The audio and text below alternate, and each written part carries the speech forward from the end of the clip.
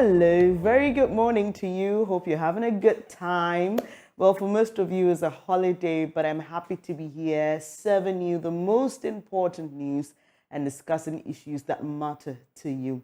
Well, today for the news review, I'm going to be hosting Executive Director of the Institute for Education Studies, Dr. Peter Anti, will be delving into the headlines and picking his thoughts. Also, you're aware, today is International Labour Day, also known as Workers' Day. It's time to discuss workers and how to make conditions of service better. The theme is solidarity is power, right to unionize, right to strike, right to housing, and right to citizenship. It's all about rights this morning. We'll discuss how this resonates with the Ghanaian worker, and my guests will be Dr. Yauba, Secretary General of the TUC. I've also got Dr. Joseph Obinguta, President, Dr. Fred Adumako Boateng, Bunu East Director of Health.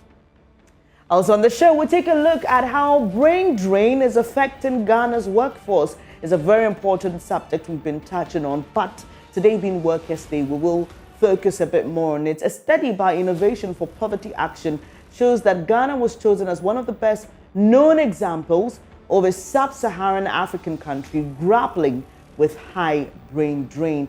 In 2018, a survey conducted by Pew Research Center, a US-based think tank, revealed that more than 75% of Ghanaians will not hesitate at grabbing an opportunity to migrate abroad to better their living conditions. How do we address this issue?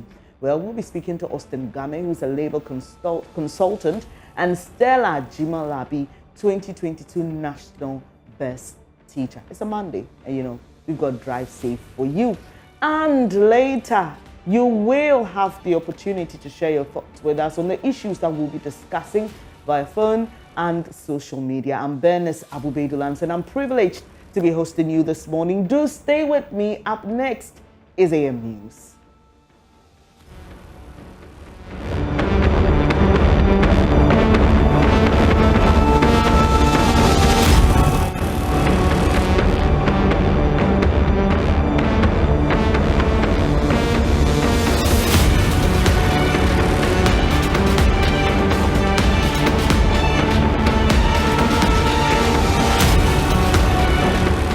Now time to bring you the news. And when they dropped out of school, many assumed they would end up like majority of their peers, lost and useless to society. But some young farmers at Tafo in Kumasi now own herds of bulls, and that's thanks to small savings and humble beginnings. Their cattle is of excellent quality, and one will cost you at least 10,000 Ghana cedis. On Workers' Day, JoyNews Mahmoud Mohammed Nuruddin tells the story of these young farmers who are making it beyond the odds. Though they have not been able to continue their education, they are balancing life by providing what the world needs while impacting their own lives. One of the farmers, Jibril, Nashiru and Taru, takes me on a tour of their small farm, a model farm that says a lot about him and his colleagues in their 20s and 30s. In 2020, Jibril had nothing, but today he currently owns 4 bulls and has already sold some to help support his family. Since the Nafari Q, benefiting the Nasamish chicken Q, the Alhamdulillah, Nadu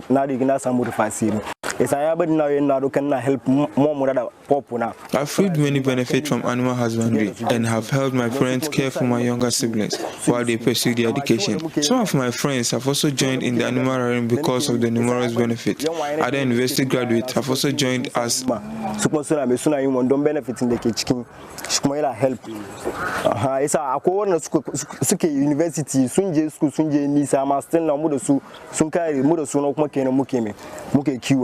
If he had been faint-hearted, he would have given up on life because his teachers had told him that the grey matter between his shoulders could not propel him to success. Teachers now, students. Some teachers frequently discourage students by telling them that we can only prosper through formal education, but this did not dampen my determination to pursue my dream of animal husbandry.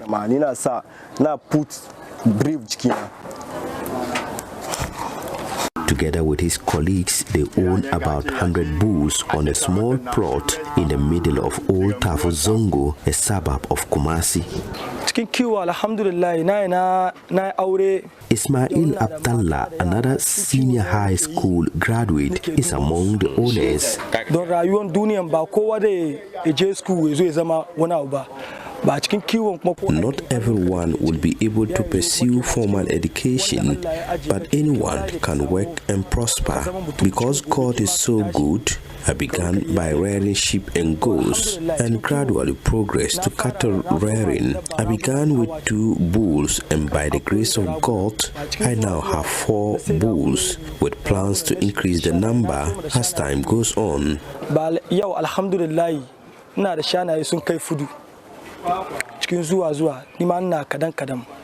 He says they have no reason to become a burden on society simply because they dropped out or were unable to continue their education.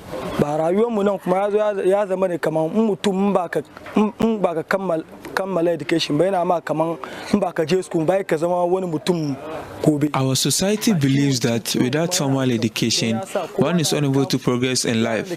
However, there are numerous occupations that can also lead to success in life. We have some young people here who combine animal rearing and education, and they mostly use the proceeds from their animal sales to pay for their education. For those of us who are adults and married, we rely on the rearing and sale of animals to provide for our families.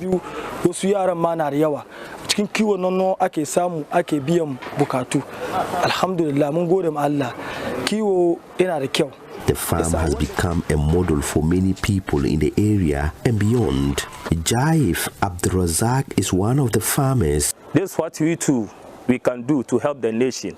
We are not doing it to help ourselves alone, but to help the nation. Whoever finds his child in this job should rather help the fellow than to kill the spirit of that person. We are not doing anything bad here. If you look around, you know that we are doing something good here. The farmers continue to sell their bulls because the farm has limited space. We have more than 13 gerke here. Yeah, I'll just say it in our local language, gerke. We have more than 13. And each gerke takes more than 3 people. Some are even 4. Lack of land. We don't have space here. So that's why we are managing. If you look around, if you go any gerke, you will see that more than 5 cows are there, 6, 7, but it's not for one person. Every day we're going up and down, up and down. Even to get water for them is always a problem. But still, we are trying our best.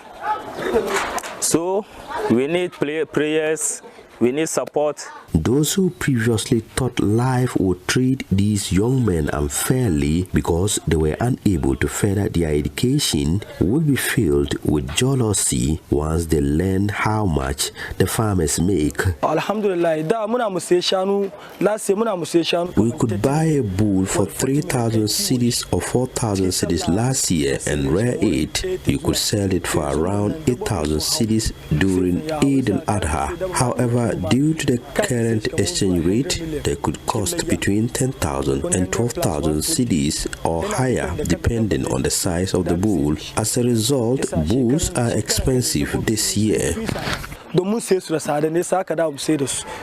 The sky is the limit for these cattle farmers. Everyone, according to them, holds the key to their destiny. What they do with it will determine the course of their lives. A report by Mohammed Nuruddin.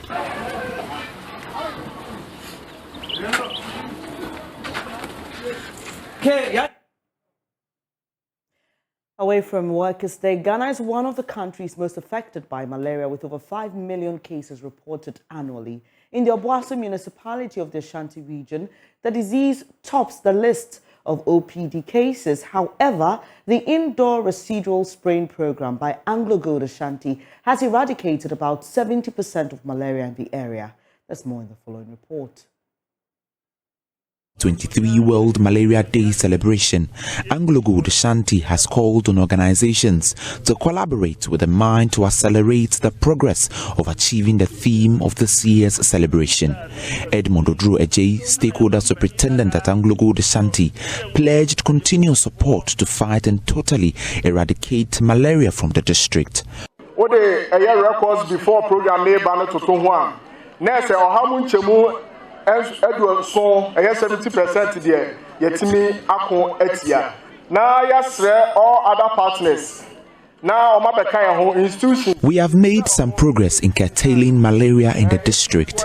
We call on other organizations to collaborate with the mind to fight malaria. Also say yebeko etia chidi area no yesre other supporting organizations so omo so meka ho na yentimi entre yashim. Though efforts have been made to eliminate the disease, the Health Directorate says it is faced with the non-adherence to treated bed nets. Eric Etuani Ajiman is the District Director of Health at Danson North. Because adherence to the use of bed net sometimes becomes problematic.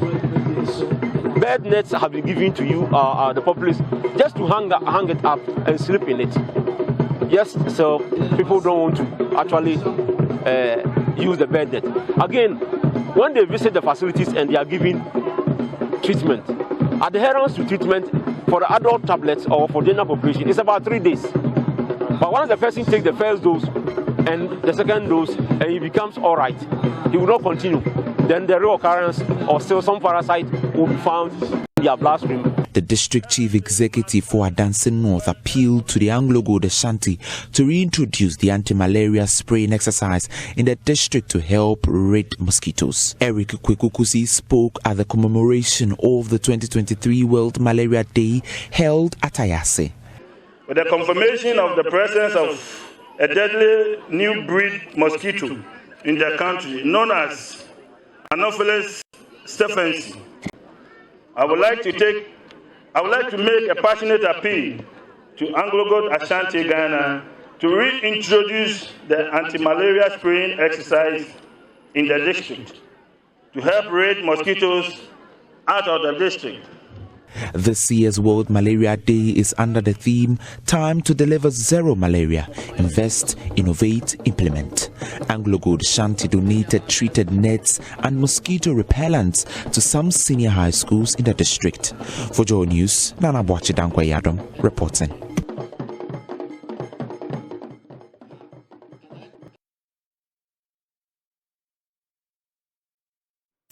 You're still watching the AM News with Bernice Abu-Baidoo Lansah. Now, the two traditional chiefs of Bali, whose rivalry led to the outbreak of intertribal conflict between Konkumbas and Bimobas in the community, have reaffirmed their pledge to sustain the peace of the area.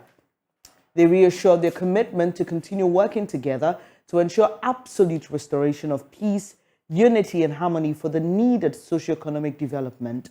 Correspondent Ilyasu Tanko reports.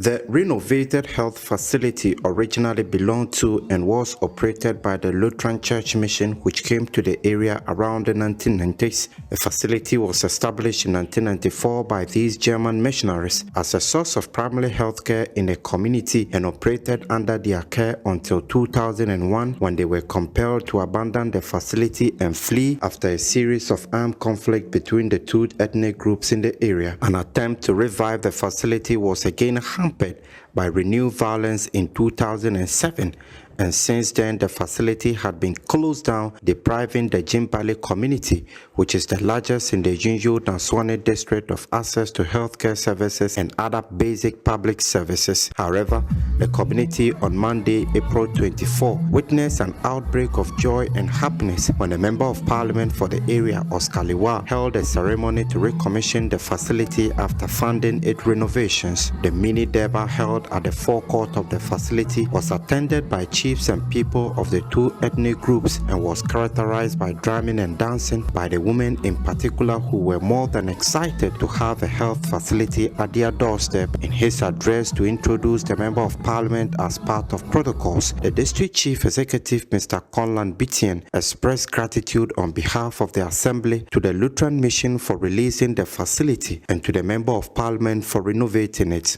This afternoon, we are very grateful that the Lutheran Mission has started with the structure and our Honourable Member of Parliament has continued and completed the structure for us. Now that we are commissioning the facility to the community, that we try as much as possible and give the assistance that these nurses may need from us so that they can put up their best for us. Mr. Conlan Bitien called on the people there to continue to bury their differences and give peace a chance for the development of the area. So I want to plead that if people have given us the hope and that our development factor, the very honorable man who is standing on his feet to ensure that the entire JoyNews district get the development that we deserve, then Bali community should be an example place that any other community should copy with regard to peace. The Member of Parliament, Oscar Liwa, also thanked the Lutheran Mission for the kind gesture and added that he considered the refurbishment of the facility as a great responsibility. As a son of the land, I do not see any better legacy I could leave behind than providing the needed health care for my people. I am therefore so happy that this dream has become a reality on this day. The MP also admonished the youth to eschew violence and embrace peace and not allow themselves to be used as tools to destabilize the area. Peace is what everybody is yearning for. And with peace, as my Honorable DC rightly said, many things will come. Many things like we are witnessing today will manifest. But when there is no peace, no developmental agent will be willing to invest in a conflict-prone area.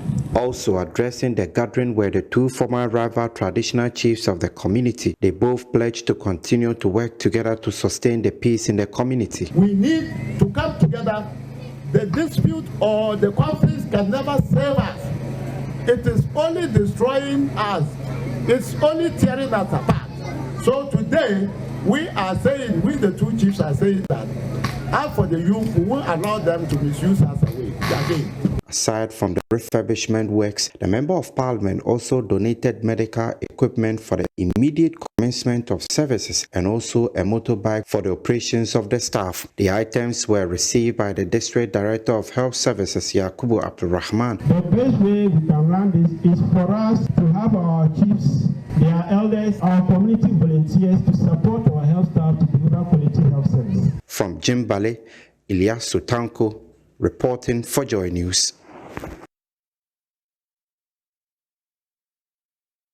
Now, the Ghana Water Company has begun what it calls minimal spillage of excess water from the Wager Dam. The company is warning residents living downstream to begin evacuating the vicinity to avert disaster when the spillage begins. In a statement, the company says it will not hesitate to open the gate should the level go above 46.5 feet, so as not to compromise the integrity of the dam and to avert any disaster. Stanley Marte is Communications Manager of the Ghana Water Company Limited. So yesterday in the evening, we started minimal spillage with one gate, and we are still monitoring the inflows so that we will increase it if the need arises. We have started minimal spillage because we want everybody to evacuate the area before we open the entire number of gates that we have. So it's essential that people, after hearing the announcement and the sensitization and everything that we've done within the communities, they will evacuate the area to forestall any eventuality. This one actually serves as a caution to everybody who lives in that area. We have sensitized people living downstream to evacuate the area, and also to ensure by putting pressure on the the municipal assembly to demolish structures that impede the flow of the water into the sea. We also have cautioned the municipal assembly to dredge the estuary where the Densu River enters the sea, so that there will be easy flow into the sea. All precautionary measures have been taken, and I expect that things will work out if everybody should perform its role or should take up its responsibilities effectively. We have informed the chiefs and assemblymen and everybody who matter in the area about what is about to happen. And even apart from that, we also expect that, knowing that we are in the rainy season, there's a high opportunity or high chance for the spill gates to be open. So we expect people who have experienced such disaster before to be more cautious and to move or evacuate the area to avert any disaster.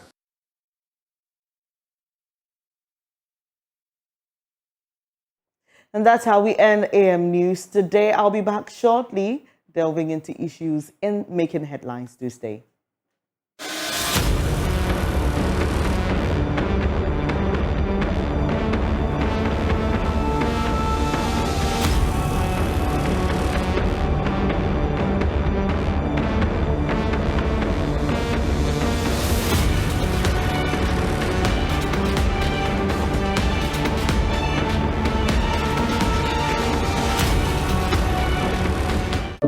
Hello. Happy holiday to you. Hope you're having a good time. Hope you're resting enough. Well, this morning I've got something very interesting on my plate for you. And let me start by giving you a very pleasant surprise. I've got a colleague of mine from sister station Adum TV. If you watch Bidrim, which is the Adum TV morning show, you should know who she is. Hello, Anochuaba. How are you? I'm doing great, Bernice. Good to have you. Good to have you. So Anochuaba will be doing this with me today, and we'll start off with the headlines, right? As usual, on holidays, we don't get the papers, but there's a lot of news around. So we'll go on to first my Joy Online, and we will delve into the headlines there, get onto Graphic Online, and then also we will focus on some international news as well. Executive Director for the Institute for Education Studies, Dr. Peter Anti, will be joining us for that. But before we go on, I'm not sure, but look, it's a holiday and we are here, you know. As workers in this industry, like we were told right from the beginning, you never get a holiday. But it's not always easy, is it? It hasn't been easy. It's a tough journey. You know, combining work, motherhood, in fact, even pregnancy. You need to wake up at dawn, whether you're pregnant or not. Me, for instance, I report to work around 5 a.m. every Tuesday to Friday. Even on holidays, even on weekends, we are here. So I quite remember when I got pregnant and I had to come. You wake up in the morning and you feel, can I do this? But for God and country, we'd be here throughout. Some are fortunate, they go on leave at early stages, but some of us, me for instance, I go for 9 months. I'm always in the office because it's boring at home, you know. And breastfeeding, work. Unfortunately, you might have kids that are older. So you wake up at dawn, you need to make sure they go to school. Before you take care of the smaller one, then you come to the office, you go pick them at school, and it's too tiring. Yeah. But for God and country, here we are. We're doing it, and we'll continue doing more. And this would serve as a motivation to all the youth out there. It hasn't been easy. The last time I was saying on Adum TV that this job is one of the most tedious jobs ever. I remember when we lost our head of technical, which was Modestus, and the next morning I saw the cameramen there working like nothing is happening. You know? Wasn't easy. Even the day we had that, 1 week celebration for him, you could see the camera, they were all broken, but still they had their cameras and they were still working, and we, the presenters, were working like nothing is happening. So it's one of the most tedious jobs you can ever find. But, you know, the grace is keeping us. Yeah. Your end, has it been good? And when you were talking about motherhood, I just remembered, what I have to go through every morning before coming to work. But like you say, there's just something that drives you. Yes. Something that keeps you going. I know what it is like to do this job without being married, without being a mother. And I know what it is like to be, a mother of one and of two. And, it keeps getting tougher along the line. But like you said, it's also important that organizations and industries have systems that support mothers. And like I said, when you also mentioned the fact that some get to leave earlier, I just remembered my story. For COVID concerns, my doctors advised that I stay away. And I remember my boss then, Elvis, he was so gracious. But he just wanted me around a little more. So he kept texting me and saying, "Oh, can you come around? The office is empty." And I said, "I wish I could." So you're spot on. And I'm sure there are a lot of women who are also watching us who feel same. Yes. And as we celebrate Workers' Day today, it's important that we also focus on that aspect of our corporate lives, that aspect of making it more comfortable, making it easier for women to thrive. Yeah. For women to thrive. I'm always excited when I see women at the top, but it's not easy. It's not easy. And I am not actually surprised that some just, shelve their dreams. It shouldn't happen, but sometimes the pressure is just too much. And I liked a bit also when you said this is a motivation, because when a young girl wakes up to watch you or to watch me, they know that they can do it. They know that it's tough, but they can also do it, right? Yes. So happy Workers' Day to all women, especially. Please permit us. We don't get to do this all the time. Two women hosting the morning show, so please just allow us to be a little biased, man. Yes. Please just permit us. Well, we've been joined by Dr. Peter Angie on Zoom, at least to balance it all for us. Hello, Doc. How are you? And happy Workers' Day to you. Hello. I'm fine. Good morning, and happy Workers' Day to you too.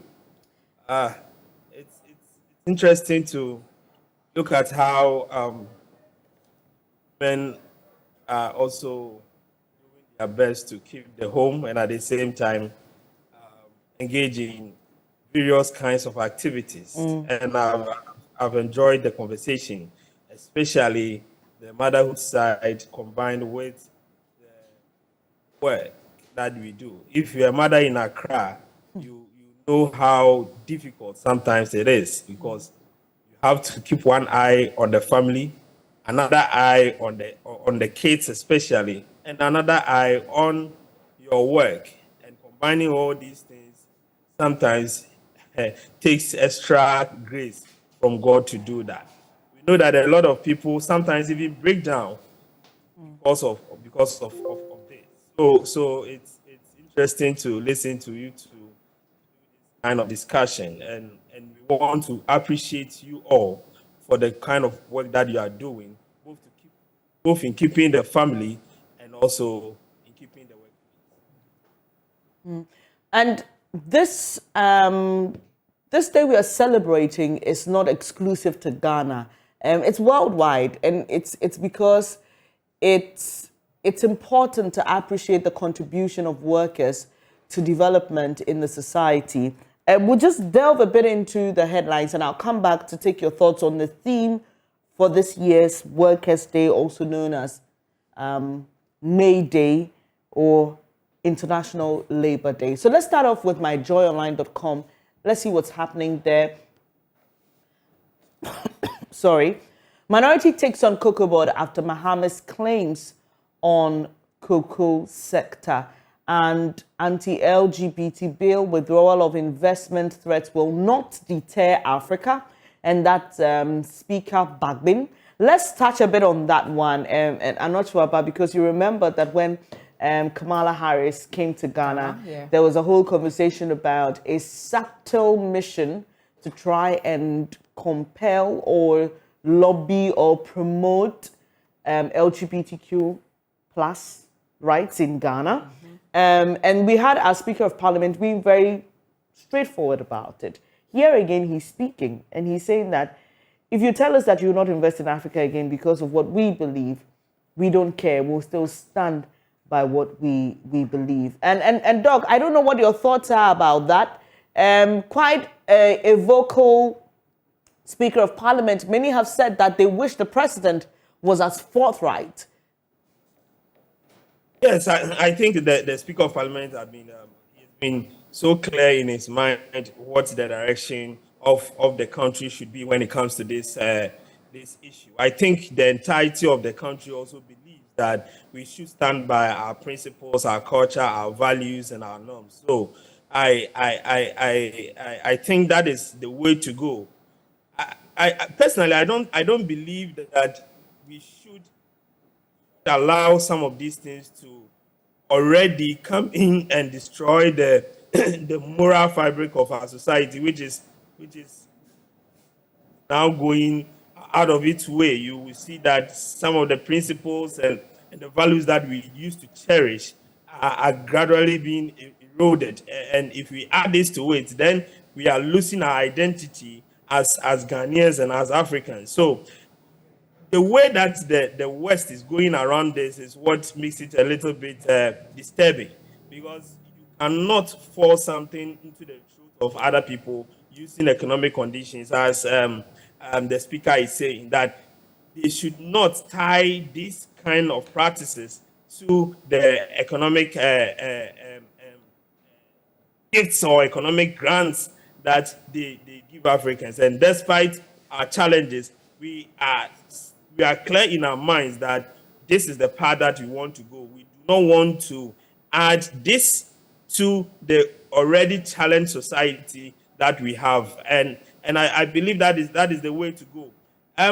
For the president, I think that he also clear in his mind, but of course, meeting the vice president of America and the kind of circumstances and questions that were asked in contest, I think the president was just informing them that this issue is for Parliament. He doesn't want to make any pronouncements that would prejudice whatever it is that is going on in Parliament. And of course, when they finish with their deliberations, the act will be sent to him. And at that stage, we will know his real stance on it. Of course, I've heard him speak in various churches indicating that this will not be legalized during his time. We hold him by his word, and we believe, for the sake of our children, we believe that this should be the way that Ghana should go. We should not encourage some of these practices within our country. But there are those who have questioned his job as the Speaker of Parliament and his personal opinions, and they say it's okay if he shares his personal opinion, but for him to hit hard to say the bill will be passed, I beg your pardon, is to suggest that it is within his power as Speaker to determine what the MPs are going to be voting for. His job, they say, is just to be a moderator of events in Parliament. Yes, it's true. But then if you are headmaster and you know the position of your students, he is at a position that he understands and knows the feeling of the people he heads. So I think that he's speaking from an advantaged position. He knows what deliberations have gone on.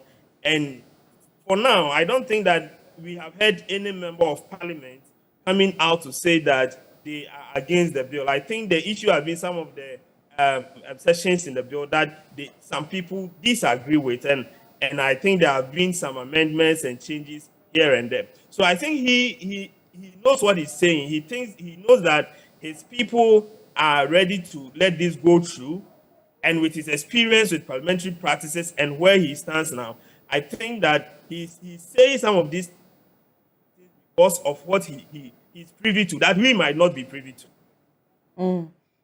Well, we are in a very heated political season, and my colleagues at Adom and here at JoyNews will be focusing a lot on what's happening within the comes of the parties and looking forward to the 2024 elections. I'm bringing this in because the Domahene, we've heard him say that if you want to be president, right, before we vote for you, let us know what your stance is on this whole LGBTQI+ issue. What are your thoughts on that as well? Yes, I think the chief is right. The Domain is right. See, I believe that leaders should be able to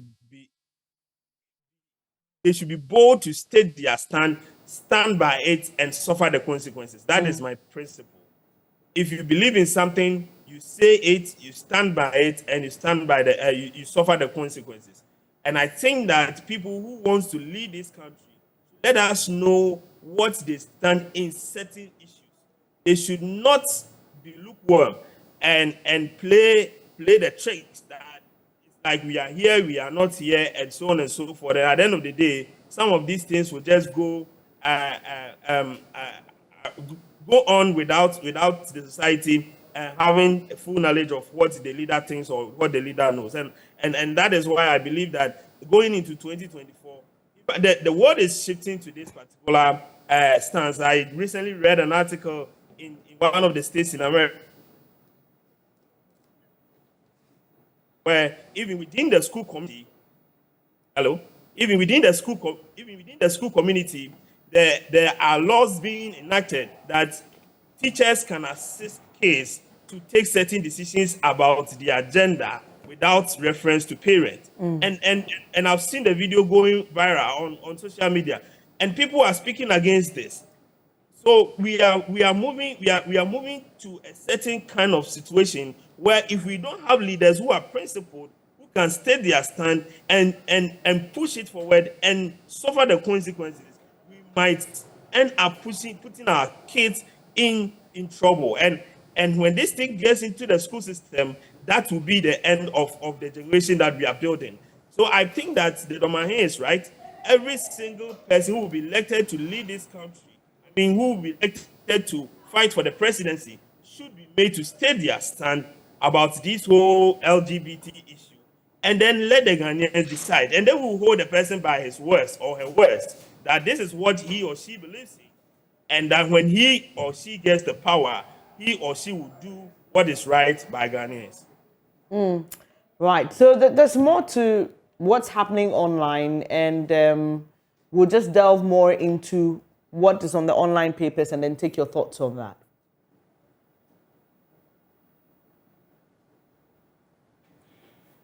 So moving on to the other story, it's time for a serious discussion about how we can support our local banks. That is Dr. Ato Forson there. He's basically talking about how there should be serious discussions on how we can support our local banks. Right, and that's also tied to concerns about the domestic debt exchange program, yes, and how it impacted banks. Last week, I don't know if you're aware of this, Dr. Peter Anti, some of the major banks recorded losses, and some of them, this is the first in many years. Take GCB, for example, take Stanchart, take ABSA, for example. And there are concerns. We are told, though, that this will not go to affect depositors, but there are those who are raising serious concerns. One of them is the minority leader who put up a post on his Facebook page. We'll just read that a bit, and then we'll take your quick thoughts on that. Minority leader Dr. Cassiel Ato Forson is worried about the current state of the banking sector in the country, especially the impact of government policies on local banks. According to him, it's time government holds a conversation on how to sustain local banks. We heard from government about a certain stabilization fund, which was all part of the domestic debt exchange program. And there are many who've questioned the funding for that, whole aspect of the program as well. We're yet to receive much more detail on that, but your quick thoughts on the impact on the banks, and we've been told by some analysts to just keep bracing ourselves, especially if we do not get the IMF deal we hope to get so badly. Very worrying situation, Yes, in the banking system is gradually eroding. A lot of people do not have that kind of confidence that they used to have. Right. Now, if you've been working in the banking sector,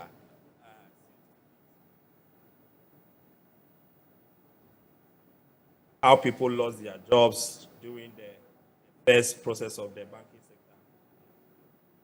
I believe that the stabilization levy that the government said should be looked at. I think it should start operationalizing it as soon as possible to keep the banking sector in shape. Because if you read various growth theories, you would know that countries accumulate wealth. Countries are able to develop based on their habit of savings and investment. If you don't have a lot of people in your system engaging in savings, where the money will now be or whatever it is for others to get them and invest in them, then it means that you are going to have problems with your investment, have problems with your savings also. So I sincerely believe that the government should operationalize its stabilization.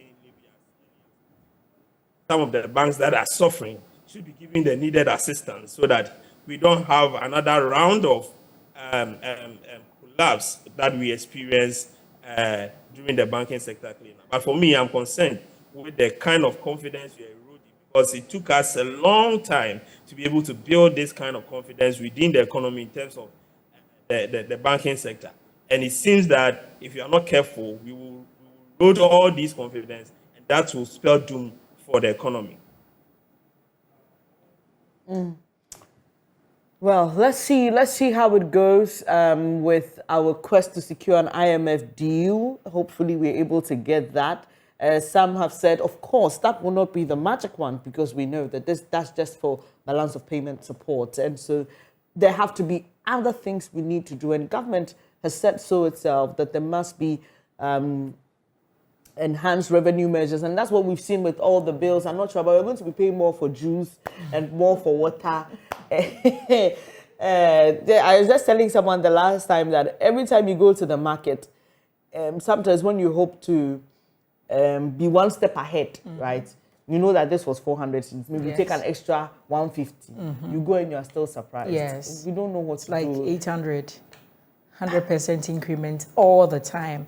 And these juice, these bottled water or sachet water we are talking about are basic needs. You can't do without them. That's the point. Personally, I wouldn't take juice. But my kids, you wouldn't have any option, because you can't tell them, Mommy is not buying juice because the price is too high. No, they just don't care. All they need is their backpack full of juice and biscuits, and there they go. Yes. So I think it's going to affect us.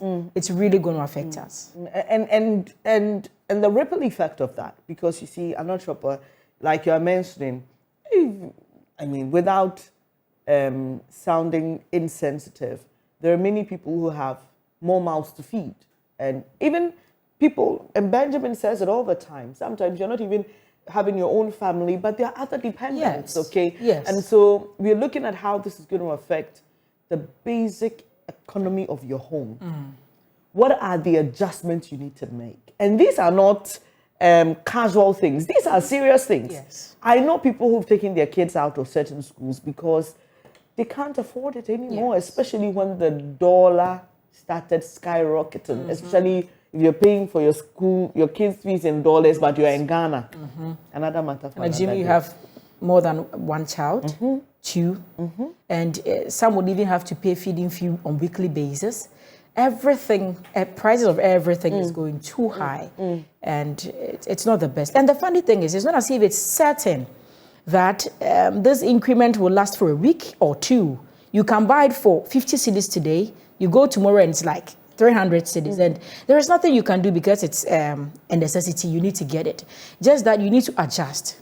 You know, so if you were supposed to buy 4 packs of tissues, you go for 2, and you know, hoping say the next week somebody will dash you something, and then you go get it, and it's going to be all right. But it's not okay. It's never okay, from fuel to gas to electricity. I remember some time ago I would buy prepaid for 100 cedis and it could take me for a month, and now it doesn't last a week. And I bought it and I was like, look at all these whatever levy, they just keep deducting, and it's like you have the money but it's not enough. Meanwhile, salaries still remains the same. So, but just as we say for God and country, the country needs to move on. So we need to pay the price. That's what is going on right now. And that's an important point Anotraba makes, Dr. Peter Anti. We need to pay the price. And at this point, we all admit that where we are, especially when conversations around whether or not to go for an IMF deal, but the experts said, look, we've gone beyond that point. Yes. We need it. It's a do or die affair. If we don't get it, we are in a deep mess. Getting it is one thing. And using that fund for what it is allocated for or to is also another thing. You know, we've been here and we've had conversations on, I remember this when these Momo e-levy thing came. We thought it was the end of our plight. And even people who were not willing to pay had to, because they felt, okay, if this will cushion the country and we'd all have peace of mind, why not? And the noise around it, how our leaders were positive. At a point, we even had to let go of the toll booths and other things, hoping it would cushion us. And at the end of the day, they come back and tell us, oh, we didn't get the money we wanted and we still need to go for an IMF bailout. We hope the IMF would indeed be a bailout, because trust me, we can't handle another scandal. The taxes are, you know, draining us already. And these little salaries, the last time I was saying, so if our managers refuses to absorb these little taxes, that means it's going to affect salaries.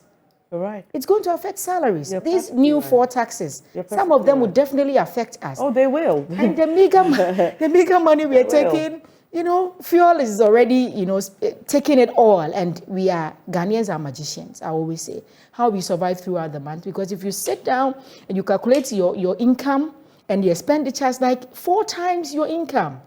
And how we even survive, it's by the grace of God. But we can't always sit and say, God will provide. We are working. We need to have value for money. What we are working for, the money should be able to make us feel, okay, it is worth working for it. So since today is Workers' Day, I think we'll have to dive into that and know how we are surviving, even though the salary can't take us 2 weeks into the month. And I think I like the bit on how you tie it to Workers' Day, because these are all conversations that are important for workers. And we will be delving into that much later on the show. We'll be joined by people who manage workers, who understand. And there's been a lot of agitation in recent past about the conditions of service of workers and those other things. But Dr. Peter Anti, for you, where you sit, as we celebrate Workers' Day, looking at the Ghanaian worker and all the issues surrounding the economy, how they survive, what they earn, what is going through your mind today as a Ghanaian worker? It's difficult. I read a post on Facebook from a friend, and he was talking about his security, who earns 1,200 a month. And the wards are, one is in the university, and then I think one is in the senior high school, and then there are 2 private basic schools. And he asked the question, how is this person able to keep up with all these expenses that is coming from the kids and maintain the house with the 1,200 Ghana cedis? And that's the same question I would want to ask today, because in our country, prices never goes down. And that is the serious aspect of it. As prices keep increasing, your salary, your income, or whatever it is that you earn remains the same. You are being taxed, taxes are increasing and everything, but what you earn is the same. Now, how do you balance this with the expenditure that you have, and even have some to save for other things? It's difficult for the Ghanaian worker at this time, and that's why I believe that when we elect leaders, I think one of their basic duties is to ensure that the citizens are doing well. They are living not any kind of extravagant life, but have access to basic amenities. They are able to eat at least 2 times a day. They are able to work under good conditions. When they are sick, they are able to go to a good hospital and are attended to. Their kids gets the kind of education that every kid is getting. And then you, the leader, you are free to go. But we don't see that in this country. We have a situation whereby leaders are always telling workers to tighten their belts. Leaders are always telling workers to understand government, to bear with government, but then government does not live a life that seems to suggest that they need, in fact, they understand the plight of the Ghanaian worker, and that is problematic for me. Look at the issue with the pension funds that we've been talking about, and a lot of, the entire labor front have agreed that they are not going to allow these funds to touch. But you can't have a situation whereby your current earnings are in jeopardy. You cannot have anything to do with. And the ones that you are putting aside when you go on retirement, that will be your supporting system, is also being touched. And leaders do not think that that is problematic for the Ghanaian worker. It's a difficult situation to be in right now as a Ghanaian. And I think that we should, the leaders should find ways and means to ensure that the Ghanaian worker is cushioned. In other jurisdictions where some of these things happen, there are ways and means to cushion the worker. There are ways and means to cushion the citizens. But ours, it seems that when we are experiencing hardship, is the time that we increase tariff bills, is the time that we increase everything around us, and then your salary remains the same. How do you survive? It's difficult to be in a Ghanaian at this time, seriously. Well, let's move on to some other stories, because the show is dedicated to workers today. We'll be delving into all of that. This one on illegal mining. Illegal mining is becoming prevalent, that communities are accepting it, i.e. is becoming the norm, and that's according to the Ilembele DC. And I remember that for Ghana Connect on Friday on Joy FM, this was the conversation, especially on the back of the Professor Frimpong Boateng report, which leaked, which got viral, led to discussions, conversations. I don't know what you think. I'm not sure about. Dr. Auntie, I'll come to you shortly. But I don't know what you think. I'm not sure about journalists going to the president's residence at Chibi to go and verify for themselves whether or not the claims in that report were true or not. And we saw that happening, and many people have shared their views on it. As a journalist, stories do come, but you have to be certain. That is why we check, we recheck, and check to get our facts right. It's in public domain. It's been speculations. Oh, yes, it was in the report. But as a good journalist, I think it's a good idea to go or travel all the way and see for yourself if indeed what was in the report resonates to what it's on the ground. So I don't really see nothing wrong with what our colleagues did. Yes. There are people who've questioned what our colleagues did. But then again, it's also important that they also have said, oh, but this happened a few years ago, and so you may not see exactly what. But the idea also, again, is that if there was something that had happened there, according to those who witnessed it, there were certain plantations on the field, and it was almost impossible to dig and then have those replaced as quickly as possible. So those are just what people went to observe. Bernice, one thing, we being on grounds doesn't mean we are disputing the fact. It has nothing to do with that. We just went there to find out if you have some clues and, have some conversations around it and see if we can arrive at a consensus of what is in there. We are not the best judges to judge if indeed what is in that report is true or not. But we have the right to have conversations around it, what people think, so that at least we all have a fair idea of what the report, entails. Finally, with you, Dr. Auntie, on this issue of Galamsey, we'll try and tackle one issue before we let you go. What are your thoughts? There are those who have said, well, even if it didn't happen at the president's residence, and I've heard communications officer of the NDC speaking on another platform saying that the president actually has 2 residences in Chibi, and where he took journalists to is not where the thing happened. So many conversations. But there are those who say, by and large, they believe the Dr. Frimpong Boateng report, even if it has certain concerns. Obviously, because of the timing issue, this was produced about 2 years ago, so you don't expect everything to be as accurate now as it was then. But your quick thoughts on our fight against illegal mining, the report, and what we need to do to change the story, even if we can. Well, I think this requires the effort of all people, all of us. leadership has a higher responsibility. But aside leadership, all of us, people, we should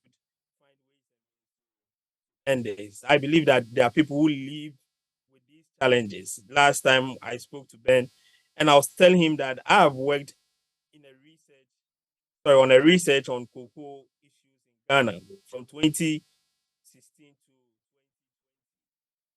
so I know how people cherish their cocoa plantations, their cocoa things, and I saw the changes that were happening to our cocoa growing areas when Galamsey took charge, and when we went back to talk to the cocoa farmers and talk to the people that were operating within the cocoa system, they had these kind of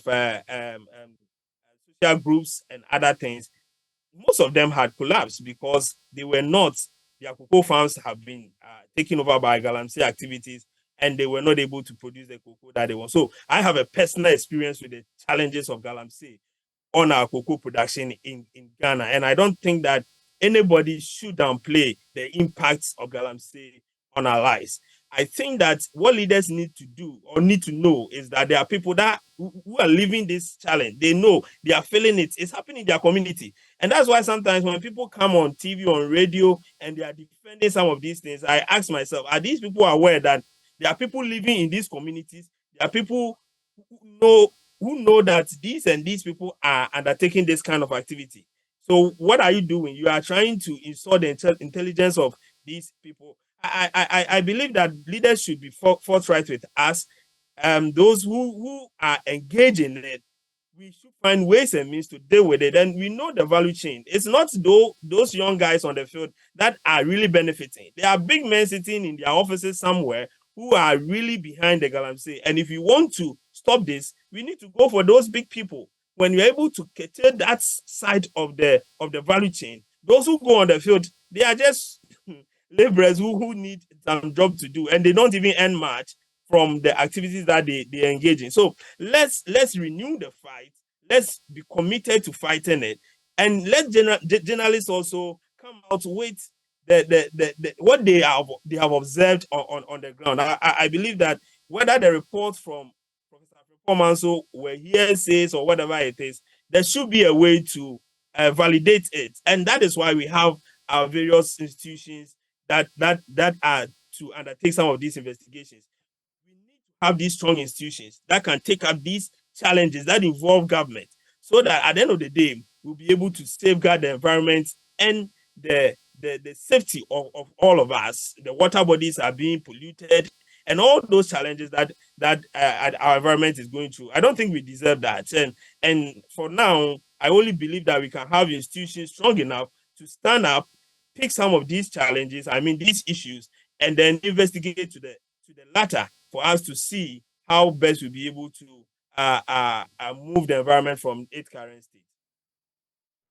Fighting this Galamsey is more like starting the engine of your car and pretending to be driving while you still remain in your house.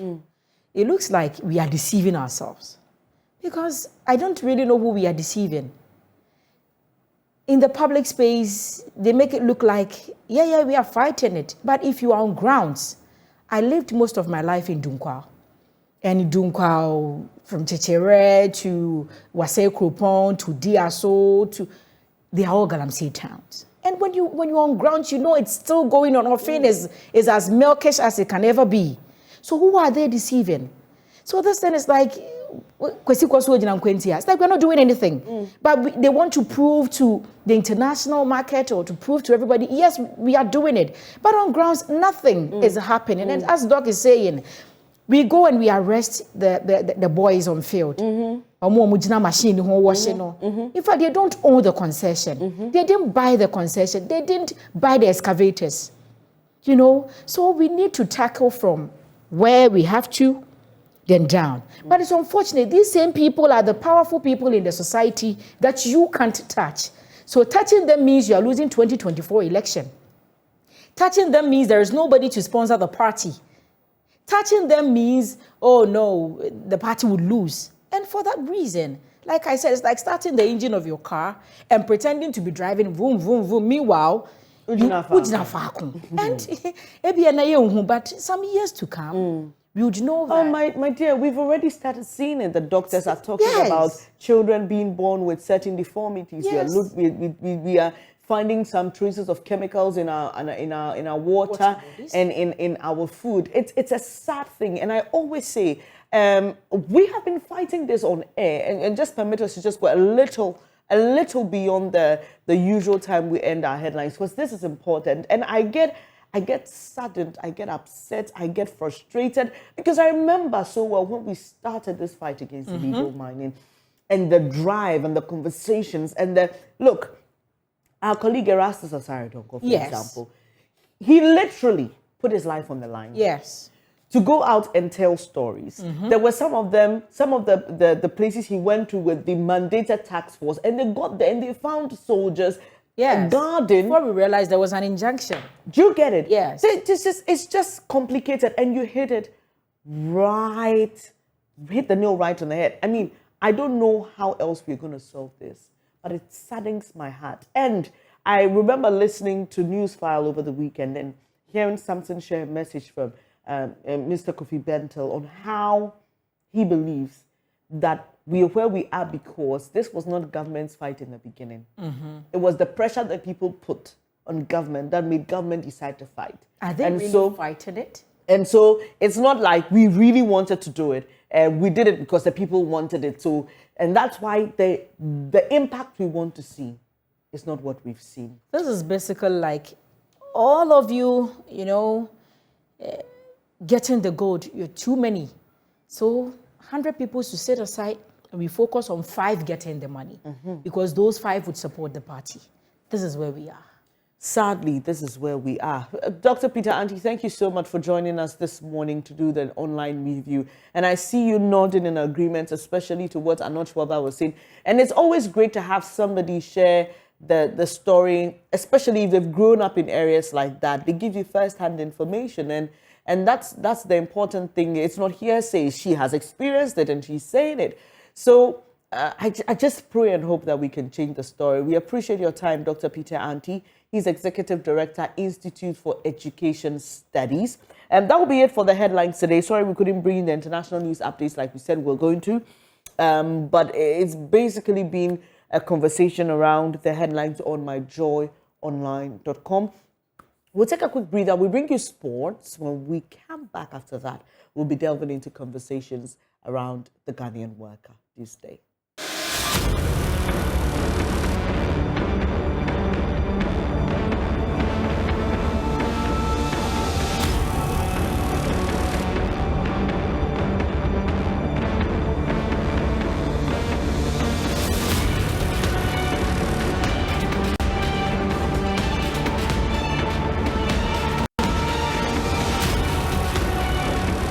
The first time I won the world title, every boxer's dream is to become a champion. Yeah. So on that night, I knew I was going to win, but immediately the referee declared the fight as a technical knockout. The brain was just running. Everybody came and they started carrying me and so on, and I was like, wow. This has been the dream that I had from childhood, and today I have been able to achieve that dream by God's grace. I was so. The joy was serious. That night I actually slept with my belt. I have to lay the belt beside me and then sleep with the belt. I can imagine that. Yeah, the excitement alone of finally laying your hand on the world title after that. But winning it for the second time the joy was more. Oh, really? Yeah, it was more. Why? In boxing, right?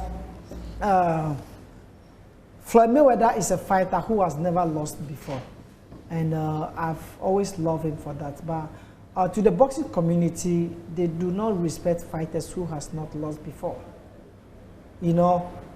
you can call yourself the great, and they still don't respect you. Because you've never lost? Yeah. You know, I think if you not lost, that means you didn't give yourself the chance for anybody to beat you. Flair was on his own, making sure that he fought all the top fighters at his time, and he made sure he beat all of them. Yes. You know, so to me, that is the greatest to me, you know. But to the boxing community, for you to be called a champion, it's not about you winning a title. The road for you to win a title is very long for the first time. It's long, and you go through it and then you become a champion. It's very tough. But when you lose the belt, for you to win it again, believe me, that is the most toughest. You see after losing the fight, you see yourself among the top rated fighters. You see yourself among the best. So it makes it easier for you to be able to get a chance to fight for a championship again. Unlike you climbing from the ground to the top. Yeah. So you are already there. But winning it there is the most toughest because you've already tasted defeat. That thing has entered into your brain. The courage and a lot of things that you used to go into the ring with is no more there. Now whenever you're going into the ring, the brain is to win and lose. It's the most toughest part of every boxer. So when you lose and you are able to come back and win again, that is when they call you a champion. When you lost your title, how was it like for you? It was like the end of the road for me. When I lost it the first time, it was like the end of the road. I was like, wow, I come from Africa. And for Africans to get opportunity is very, very hard. So when am I going to get this opportunity again? Because you know, Africans doesn't sell tickets in America. We don't like to buy plane tickets from here to America to go and watch boxing. And the most toughest part for any African is that even when they buy ticket, the most expensive ticket from Ghana to board a plane to America, when they come to America, they want you, the fighter, to pay for hotel for them. They want you, the fighter, to give them tickets to go watch fights. So it doesn't give the African fighters any value. African fighters doesn't get any value in America when they're fighting because they don't bring nothing to the table. They don't sell tickets, they don't do anything. So for an African boxer to get opportunity, it's hard. They would rather give those opportunities to the Spanish people because they watch boxing a lot. So I was thinking, like, when am I going to get that opportunity again? So when it came back again, I made sure I have to do my best to win it. When you lost the second fight, and many Ghanaians were like, oh, Wama Obabu, Abina Mary, and what was that? Abina Maris. No, they were saying Abina Mary. Like, you know, Ghanaians were jokingly saying that you've allowed a woman to beat you. And how did you feel when all this came up? Yeah, this is what I have to tell Ghanaians. You know, boxing is a very, very, very tough sport. And the one in the ring want to win more than you, the one watching. You know, and one thing they have to know is that the government does not invest into our preparation towards any fight. And they, the fans that watch us, they don't even come over there to pay so we can have get some value in terms of bargaining value for our earnings. Do you get me? They only sit here and they watch. And whenever you lose, everyone wants to insult you. Whenever you win, they want to share the glory with you. But whenever you lose, everyone wants to insult you.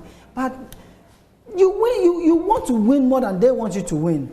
You want to do everything more than they want to get it. So if Ghanaians know that they want to criticize boxers, they should be ready to be investing into the preparation of fighters. They should put pressure on the government so the government can invest in the preparation for fighters. Then whenever a fighter loses, like how Black Star, they give money to Black Stars, and when they lose, everyone can insult them. They should be able to put pressure on the government so the government can invest into the preparation of the fighters so that whenever we lose, they can insult us.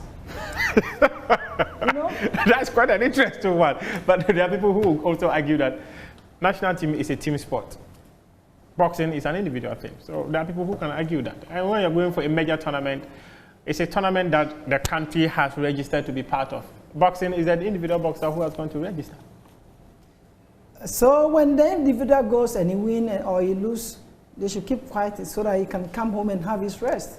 because it's an individual sport. So they should take their loss individually. They should take it individually so that once they come, it's for them. You didn't do anything, so they go. When you see them, you wave at them or you don't.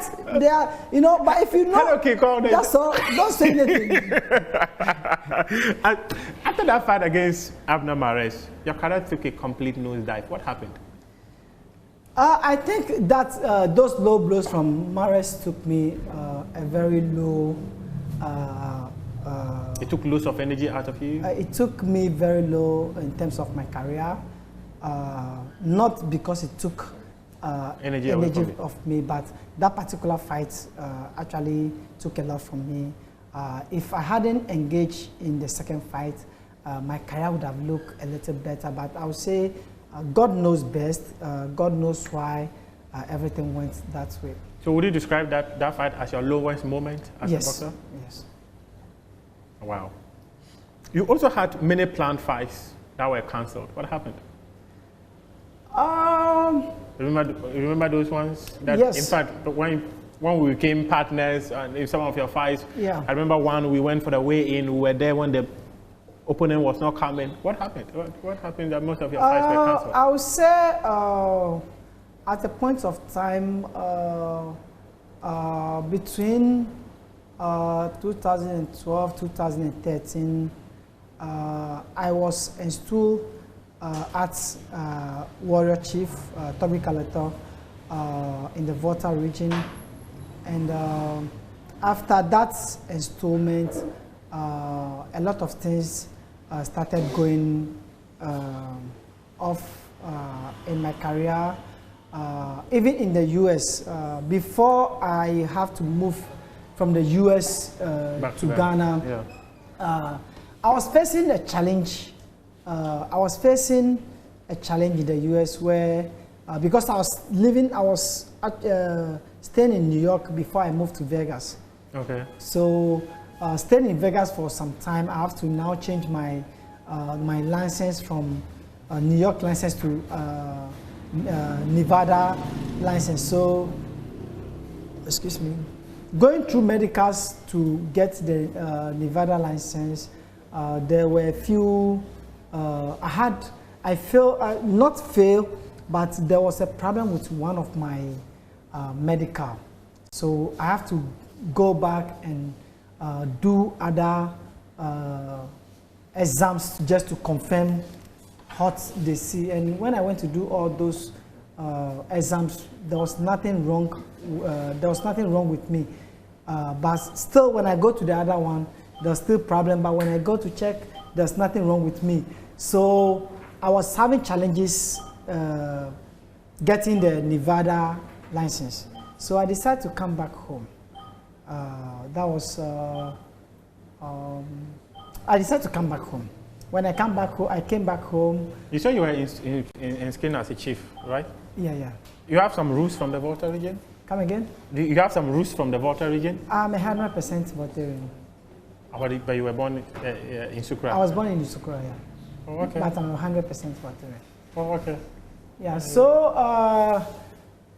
when I came to Ghana, I went for the check, the same medical again over here, and there was nothing wrong with me. I did it twice, and there was nothing wrong with me. So medically, there was nothing wrong with me, but I don't know why it keeps showing over there that there was a problem, and whenever they even check it, they review it, they can't see anything. But when I came to Ghana too, there was nothing wrong with me. So I just had a feeling that there was a strong force against my career if I want to. I just had a feeling like that. And every time I try to do anything, I always have... As in a spiritual force against your career in what? Yes, I'll put it that way. I will put it that way. There was a strong force against me in my career. Every time I try to do something, any boxing match, anything, one way or the other, I always have challenges. I always have people trying to pull me back. I always have other challenges. Things are not working. In few years ago, I was supposed to fight for the WBO final eliminator in the UK. One way or the other, something happened and it couldn't happen. About over a year now, about a year ago, I was supposed to fight for the WBO World Championship in Dubai. We were in Dubai, we prepared for the fight and everything. Even preparing for the fight, I fell sick. I had to go through the sickness, overcome it, go to Dubai, prepare to fight. And about 2 to 3 hours before the fight, the opponent called that he can't take the fight anymore. You know, so the fight got cancelled. There was also a similar one. You were supposed to fight a Kenyan opponent. Yeah. We were in Bochum waiting for arrival for weigh-in and all that. All of a sudden, the fight did not happen again. Yeah, I've had a lot of those. And there's nothing, there's no reason why those fights were cancelled. Yeah. They didn't give you any concrete reason. They would just tell you, I don't want to fight again. It has always been going like that. But there were also people who claimed that you had issues with the Ghana Boxing Authority who were not sanctioning your fights. I would say I do not have any issue with the Ghana Boxing Authority. If I will have any issue, maybe it will be an individual people on the board who may have issues with me. I don't know if for a tribal reason or not. I grew up in Bisi. I spent most of my time in Bisi. So I see myself more of a gun than even an Ewe. You know, so I don't know why, but the boxing community does not appreciate me, does not love me. They don't treat me like how they treat the other fighters. I don't know if because I'm from the Volta region or whatever, but I actually live there. But for some reason, there are a lot of people in there that they don't like me. So you felt marginalized? Even with the Bochum Boxing Arena. When you go inside the Bochum Boxing Arena, there is a place where they have all the champions' picture in there. Yeah, I can even picture some of them. Yeah. When you go in there, you know, Joseph Agbeko was not a fighter who just won a world title once.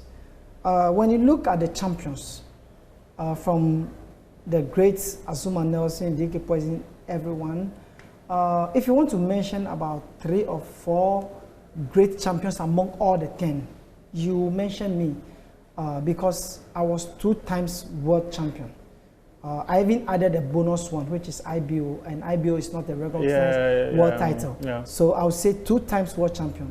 Azuma was 3 times. Nana Okonedu was also, I think, 2 or 3 times or 2 division. So, but I was behind those top great fighters. So I have achieved a lot in the boxing fraternity, you know. So there's no way anybody trying to put pictures of fighters who has achieved for Ghana and they wouldn't think about Joseph Agbako. So you feel that people of Bochum don't appreciate you, and even the boxing? The boxing, I don't think they don't respect you. It's not. I wouldn't say they don't. They don't appreciate me. I don't know. But do you feel hurt by this? Come again? Do you feel hurt that, despite all the successes you've chalked, if you're putting up an arena that is dominated by boxing legends and they don't consider you in there, it's quite an insult. Do you feel hurt? Yeah, I would say, yes, I feel hurt sometimes because I feel hurt sometimes. Sometimes, but not all the time. You know, I just feel like maybe as I'm thinking that they hate, maybe it's part of me. I was born like that. You were born to always have issues surrounding you and all that. For people to hate, for people who have worked hard to make them proud, to not to appreciate me. We are opening the conversation pretty soon, but I have 3 quick questions that I want to ask. One of them definitely would have to be, at this point, what are you doing? Have you retired yet? Have I retired yet? Yeah. At 43, have you retired? You don't even look 43. You look like some 25-year-old boy. There's a lot of questions when it comes to my age, but I wouldn't want to go into that now.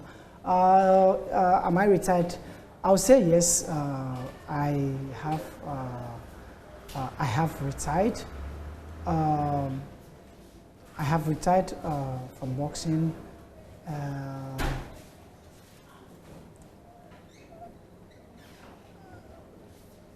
If you have retired, what next? I'm coming.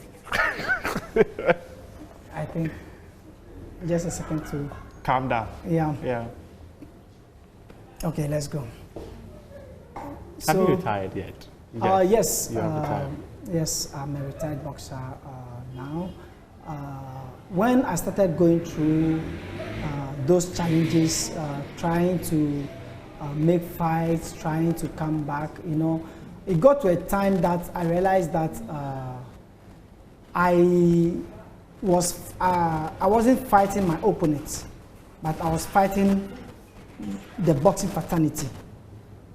You know, I realized I wasn't fighting the opponent, the people I was fighting, because a fighter who had been up came down and want to go back, and the people who supposed to be helping me to push me up became the people who were fighting me. A lot of challenges were coming. I realized that maybe it's just a signal that God is telling me that, okay, Charlie, you've done your own. It's time for you to, call it a career. So I have retired. They forced you to retire? Come again? Did they force you to retire because of the events that were not as in, hey, stop, but because of the circumstances? Not particularly just the Ghana Boxing Authority. You know, this is the problem that we are having with Ghana Boxing. I hope you have a little battery to Please go do. on. Please do. This is a problem that we are having with Ghana Boxing. First of all, I think the GBA itself, right? I think the GBA itself need a lot of schooling. When I say schooling, not just the current GBA, every GBA administration. I've been in the US, they come for fights all the time. Do you understand me? I think the GBA need to always send members of their board to always go to the US, go to Nevada Athletic Commission, go to New York Athletic Commission, to learn a lot of things when it comes to governing boxing, so that they will know how to, manage boxing in Ghana. I think in the boxing fraternity here in Ghana, I think the managers, the promoters, and even the boxers, we need to be enrolled on like regular clinics that will, help managers to know how to manage fighters, to help promoters to know how to promote fighters. I always say that boxing is equally tough as the streets, if not more. You know, because every time a boxer goes into the ring, they put their life on the line. Every minute they step into the ring, or every minute in the gym, and they put on that gloves, they put their life on the line. Even on a boxer's easy day, the day that the boxer is going to win the fight very easily, he will still see blood, if not from his mouth, then from his opponent. You know, when you go to Accra Central, even around 3, 4 on a sunny day, you see young fighters wearing like rubber dress, very hot, very warm, running on the sun, just to reduce their weight and be able to fight. Boxers doesn't think just like how every other person thinks. The way we prepare for a fight has a lot to do with our brain. Even in the ring, the toughness that we build up for us to be able to be in the ring, to fight and go through all those runs, has a lot of effect on our brain. So boxers act differently from the normal ones. So when you are managing boxers or you are promoting boxers, you need to go to the people who actually introduce the sport to you properly, so you learn a lot of things from them, so that when you are having issues or you are dealing with boxers, you will know how to deal with boxers. But I would say that from the GBA, from the managers, from the promoters, majority of them, they don't know how to handle the sport. You know, boxers in Ghana, boxers are treated like a piece of help. Every manager, every trainer, every promoter treat the boxers like they are helping them. They feel like I have my money. I'm doing you a favor. I'm doing you a favor. I'm helping you. Do you get me? But you are not helping. They treat the boxers like they are beggars. You know, some of the boxers, before they'll get their allowance, before they'll get certain things to be done, they have to beg. They have to change managers before all those things happen. You know, the boxers are just like a cash cow for the managers or for the promoters. You know, and the boxers are actually the main business. They put their life on the line. You go into the ring with no any assurance that you can come out of the ring healthy, or you can even come out of the ring alive. You know, so this is a sport that the GBA itself need a lot of coaching on how to govern the authority. What have they done to suggest that they don't know how to govern the sport? There has been so many, you know, there can never ever be a GBA. There can never ever be a GBA or a manager or a promoter without a boxer putting his life on the line. If a young fighter does not decide that this is the sport I want to do, I want to put my life on the line to make a living and to make my people proud, we are not going to have any manager, we are not going to have any promoter, and we are not going to have any GBA. So before any other thing, GBA managers or promoters, they always have to know that boxer comes first. When you go to the US and you see how even Duncan, to his level, the biggest Duncan, when you see how Duncan relates to his boxers, you would think Duncan is just a small boy. How he relates to his bosses. You see other managers, other promoters, they treat, a boxer is someone that you have to treat like your wife. Even though it's not your wife, it's someone that you have to play with his mind, you have to make him feel good, because you are going to put him into the ring for him to take his life on the line, for him to make a living where you get the check. So you need to make him feel. I don't think the GBA, the boxing management and all, I don't think they are doing what people are pushing. People are doing everything they can do to be able to produce champions. They are doing their best that they can. But I think we need a regular clinics for both the. So with your knowledge, would you consider putting yourself in a position of governing boxing in Ghana? No, I've never thought of that. Are you part, or have you offered advice or suggestions on how you think the sport should be managed in Ghana? There was one time I was offering an idea to one of the Secretary General of the Ghana Boxing Authority on how certain things can be done, or something that can be done that can favor the former champions. Because I feel it's that time I hadn't. As in putting together a plan on how to honor former champions, former world champions? Not to honor. I feel when people engage into boxing, like boxers, especially we boxers from Ghana, everything that we do is boxing. So most time when we are done with boxing, we have nothing to do. So I came out with a plan that if they put that plan together, it will be a platform where any former champion or any boxer who has gotten to some height in the sport can subscribe on that project and be able to get himself active and also use his brand or his image and his influence from the sport to also grow another fighter, so that can keep making busy and also be another point for him of making some money and also building a champion. And it wasn't welcome.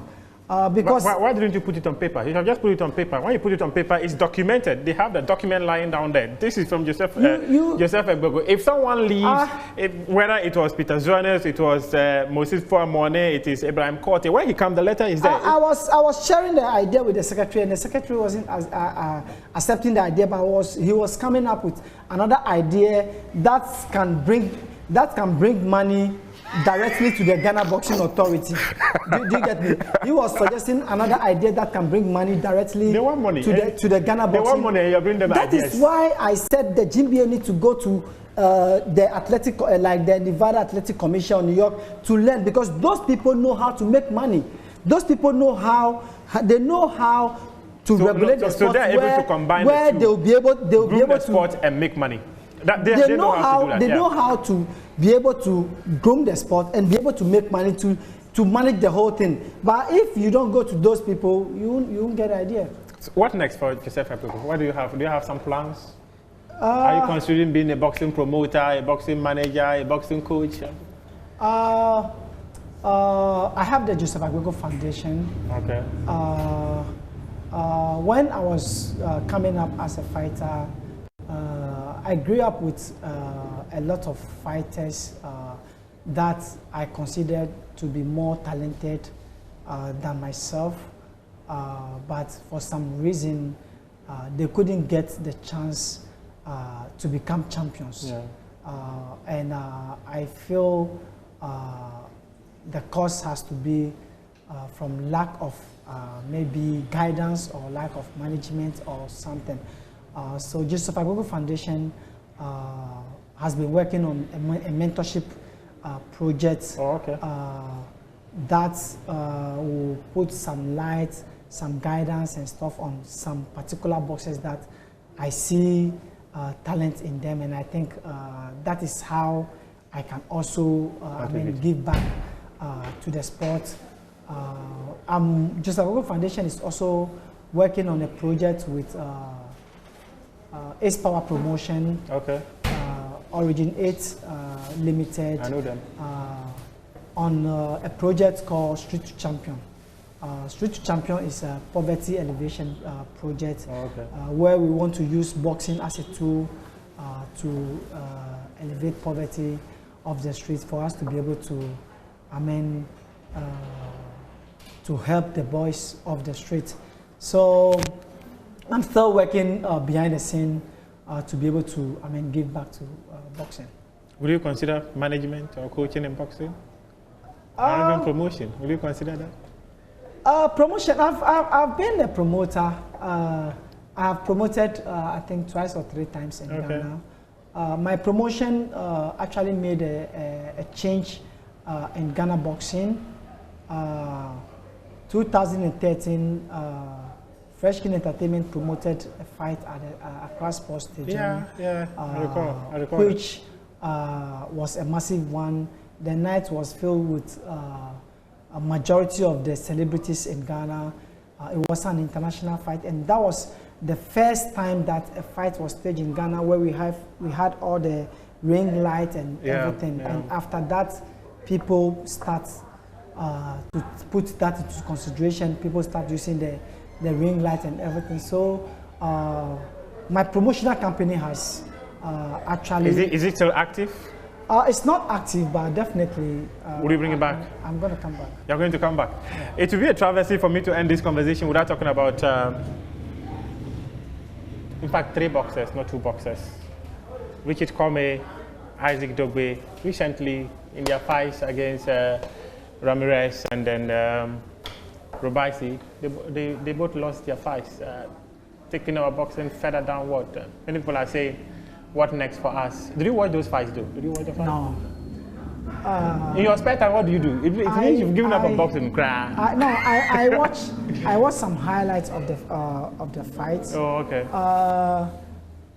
I've not been that close with Richard Comey. But Isaac has been very close with me. Oh, okay. He makes sure he calls me from time to time and so on. And I think Isaac is really pushing himself very hard. Richard is also doing the same. Like I said from the beginning, winning the title the first time is easy to be done. Defending it. But losing it and winning it back is the tougher one. And I believe if they don't give up and they keep on pushing, they stay humble, and they try to get closer to people like Azuma Nelson, people like Quote and so on, I believe they can still become champions. They can still become champions. What advice do you have for young boxers? You always have to be ready. If you are always ready, you are not going to get ready. Like I had my first title shot. It was a 3 weeks notice, but because I was ready, I was able to grab the opportunity. I'll say before I finish with everything, I would like to take this opportunity to reintroduce myself. I think the brand Joseph Agbeko has done all he can do as a fighter. Yeah. I've been in there, I've given it my all, I've made my people proud, and I want Joseph Agbeko to be treated as my legacy. I want to live to see the legacy of Joseph King Kong Agbeko, and from now onwards, I would like to tell the general public to address me by the name Togbi Kaleto II. I am no more Joseph. Please take the name again. Togbi Kaleto II. So I'm speaking to Togbi Kaleto II, not Joseph Agbeko. On a serious note, yeah. On a serious note, yeah, I want to be addressed as Togbi Kaleto II from now onwards.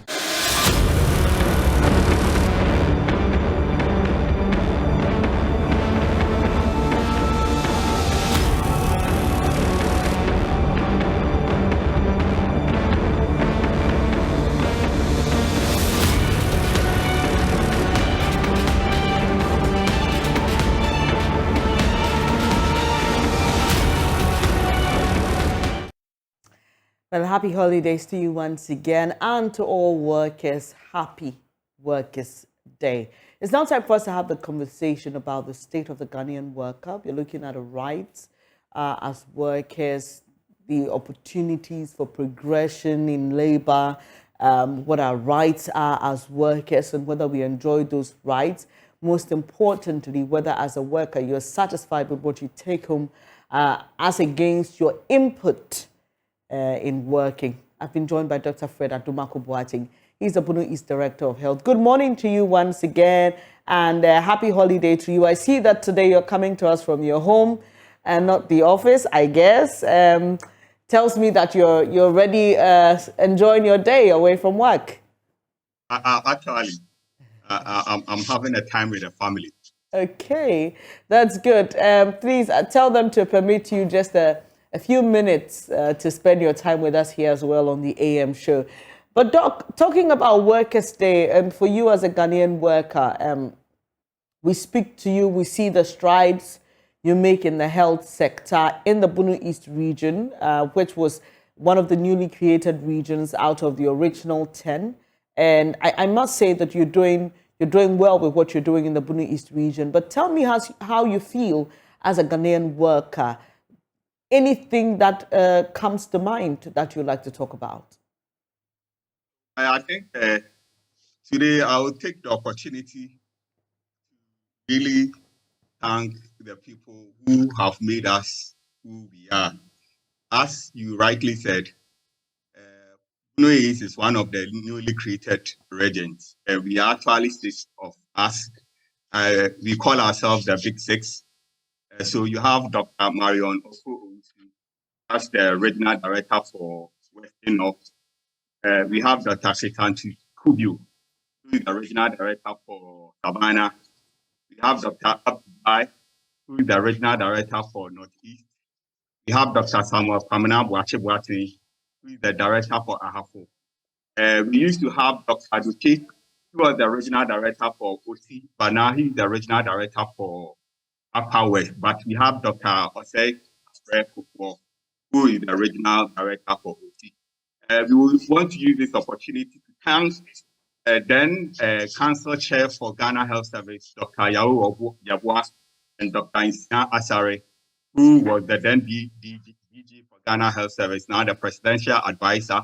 And then we also want to thank the current Council Chair, Dr. Asifa Bidiakon, and then the current Director General Ghana Health Service, Dr. Patrick Kuma Abaji. If we are here to be able to talk as we are talking as workers, I think it's important that we really acknowledge people who have made this work as easy as possible. I mean, there is more room for improvement. I will, in fact, this last week was the week that we spent 3 years as regional directors. For example, when I came as a regional director, I had to sleep in a hotel for 18 months before I was supported by Kintampo Health Research Center. And I would like to take this opportunity to thank Dr. Kweku Asante, who is the director for Kintampo Health Research, for giving me some place to put my head also. And this goes together with all the other colleagues. I want to thank the then Minister Director for Kintampo Health Research, Alice Bulato. I have to send work in her office for almost about 6 months. So you see that we have come far. I want to specifically use this day to thank my gallant workers, my deputy directors. You asked we are going to do a lot of discussion. I will let you know that my immediate deputies that I am working with, so that you will know those who are supporting us to be able to come here any time that we come. We have our Deputy Director of Public Health, Dr. Pauline Aklawapia, our Deputy Director of Human Resources, Mr. Yakubu Abu-Bakari.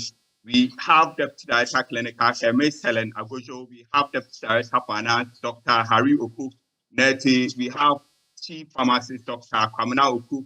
Look, there are many of these people who are working, not to talk about our workers who are unsung heroes. I will actually talk about the unsung heroes. When you go to Pamidanso, when you go to Babato, when you cross the island communities in the sub-district of Kojo Krom district, where people will have to sit on the boat about 3 hours before they're able to get to places to deliver services, where you have a lot of hard to reach areas before people can work. Look, the list is unending. I will want to add and thank Dr. Okufu Adisei, who is the Director for College of Health in Tampo Health Research, actually the college where they teach people. They have supported us immensely as a new region. Without them, we cannot tell the story. I think I also use this opportunity to thank WHO. WHO has contributed massively for us. They have provided us, and I would want to specifically mention the name of WR, the representative of Akasolo. They have provided Bunois with 24 motorbikes and 36 helmets. I will want to talk about the Paigo rides. They have also supported Bunois with 11 motorbikes and 11 helmets. I will want to talk about UNICEF. They have provided more than 1 million Ghana cedis for Bunois in training, building capacity. UNFPA, they have supported Bunois more up to the tune of 1 million, helping us to upgrade our regional medical stores. Without them, we cannot go on. I want to take this opportunity to thank Dr. Emmanuel Kojo-Chenkran, Deputy Director, Regional Director for Ashanti Region, Deputy Director Administration, Mr. Micah, Deputy Director Finance, Vincent, Hivia, all of Ashanti Region. I can't remember when I was posted to Bunois without any transport. Ashanti Region gave me a car to be able to use in Bunois for almost 6 to 1 year before I got the look. The list go on and on and on and on, the kind of support. I think I will land here, and then I will want you to give me more questions. then I will talk about. But we are where we are because of the other people. I have to talk about the former regional minister, Amoakohene, and the current regional minister, Honorable Kwesi Edujan. Without your support, massive support for us, there is no way we can work. Recently, we had a challenge. It was the regional minister who stood in when we had a challenge with DCG and NEDCO. all sat together and we came to amicable solution to this. These are the people. And the media are doing it. The media are doing it. They have been phenomenal in terms of our fight against COVID. I think I have to use this opportunity to salute Chris. Chris is the administrator for Holy Family Hospital. And I have to also salute Dr. Tobias and patients. They really stood for us in times of the COVID. Holy Family Hospital, Dr. Gavin Apu, District Directors, Medical Suits for Bono East Regional Health Directory. We salute you. Without you, Bono East will not have the health workforce that we are having. All the others who have supported us in Sandra, I have to take this opportunity to talk about Mrs. Joanna Dupont. She really supported us in getting the first office that I will sit in. Look, these are the shoulders that we are riding on when it comes to the health workers. A lot of us, Jones and road nurses, Josephine, all these people, Musa, Eric, Asana, Chris Santos, how many? Please, if I don't forget you, it's not that I've forgotten. You guys have really dedicated and show that we are all part of the business. Then let's go on path, Ghana. All these have supported us. Impact Malaria, they have supported us immensely. Then let's go on and on and on and on. But I think I will say is that Labour people, and I will have to take this opportunity to thank Dr. Frank Trevor, who is working assiduously for doctors in service. And other labor unions who are really fighting for us. I mean, they are doing the work for us so that we can really concentrate and make sure people in Bunis are healthy. Can you imagine I will go and fight for my labor rights and living the work that I am supposed to do? So these people are the people. Can you imagine the nurse who is supposed to attend to a pregnant woman, leaving her workplace to go and attend to this?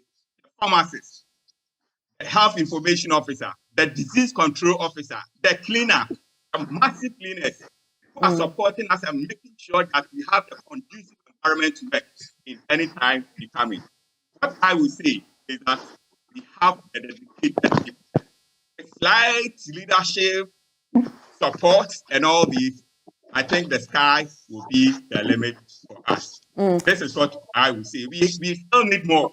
With our country. Right. We still need more to be able, we still ask for more, but I think where we have come to, if we can stay put and continue the way we are, you will say the health workers are ready to deliver.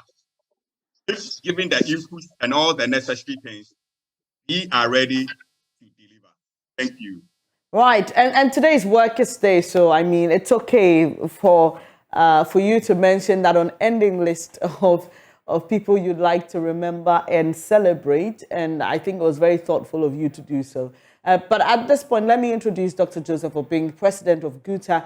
Good morning to you, Doc, and thank you so much for agreeing to speak to us this holiday. You have been one of our frequent guests when it comes to issues of workers, labor, and also concerning imports and exports in the country. Let me just find out from you first, your quick thoughts on the state of the Ghanaian worker today. We know there have been a couple of agitations by workers, labor unions, for base salary adjustments, for especially when it came to the domestic debt exchange program, how we saw you fighting so hard. What is your assessment of the state of the Ghanaian worker today? Yeah, they are working under a serious economic condition that may not augur well for them to even turn up productivity. But nonetheless, they are doing their best.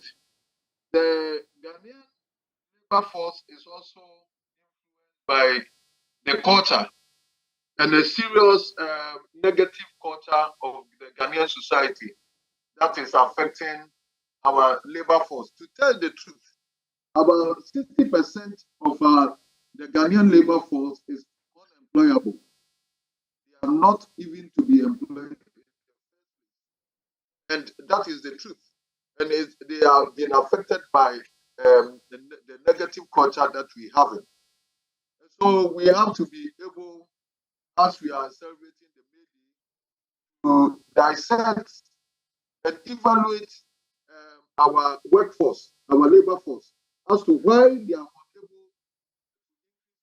I'm sorry, Doc. I'm losing you. The line is breaking. I hear you for a bit, and then I lose you for a bit. Could you say that again, please? Talking about the bit on the Ghanaian worker largely being unemployable and the need for us to address that. Yeah, I hope you all know that not able to increase productivity, and most times they are very not helpful even for their employers. And this is a fact, and it is not because they are doing it deliberately, but because they are being influenced negatively by the culture that they find themselves in. The culture that we find ourselves in Ghana now, from the political leadership to churches and to the traditional leaders and all that, is such that you take advantage of wherever position that you find yourself. Not being the culture, and it is working against the Ghanaian workforce. The skills that we do not have, that we do not put resources to ensure that our labor force is properly skilled, and that's the education that we have. Sorry, Doc. We'll have to try and work on your line. I'm really struggling to hear you. It got better and then it's gone back again. It just, yeah, would have to work on that line. But I still got Dr. Fred Adomako-Boateng with me. Doc, I was just asking Dr. Joseph Obeng what his thoughts on the state of the Ghanaian worker is. You touched a bit on that in your introduction about saying that things could be better. We will be delving deeper into the conversation of brain drain, but let me just bring it in briefly because you work in the health sector, and that is a sector we've seen in recent times greatly affected by the brain drain issue. A lot of nurses are leaving the country, also because in many parts of the world, post-COVID, there's a need for health workers. You know, even during the COVID time as well, there was such a heavy demand for health workers, and we saw Ghanaian nurses and doctors taking advantage to the detriment of us here. But then again, when you speak to these doctors, they say, it is better off where I'm going. At least I don't have the burden of taking care of so many patients and earning very little for that. Your quick thoughts on the state of the Ghanaian worker, focusing on the health sector. Thank you. So, you see, in terms of health, a nurse in Ghana, a doctor in Ghana will perform extra when he's working in the States. Sorry, Doc, I've lost you as well. I'm too bad. There appears to be a challenge with our lines this morning. You just went off, totally off now. I can't hear a single thing you're saying. I'd get it worked on in a bit. But that's Dr. Fred Adomako-Boateng. He's the Bono East Regional Health Director, and he was just sharing his thoughts on us. Doc, I still can't hear you. We'll try and work on the line and see if it's workable. Do I have Dr. Joseph Obeng back? Is his line better? Hello, Doc? Yes, madam. All right, I can hear you now. So if you can just continue where you left off while we wait for Dr. Adomako's line to be rectified. I'm saying that it's very important. Not as we recommend the Ghanaian labor force for doing their best, even under they find themselves in. Also have to subject them into the fact that we are unable to increase productivity, the fact that we are unable to use our labor force to bring employment. Because when there's productivity, it means that you brought wealth to your company, and then the expansion of the company will ensure that we employ a lot more people. But our labor force is unable to do this. And it is very unfortunate. And I'm saying that much as partly can be blamed on them, and the larger blame should go to the Doc, I'm extremely sorry. I'd have to take a quick breather for us to work on the lines. I'm extremely sorry about this. And to you at home or wherever you're watching us, sorry about that as well. We'll quickly work on it and come back to continue our conversation on the state of the Ghanaian worker as we focus on Labor Day today.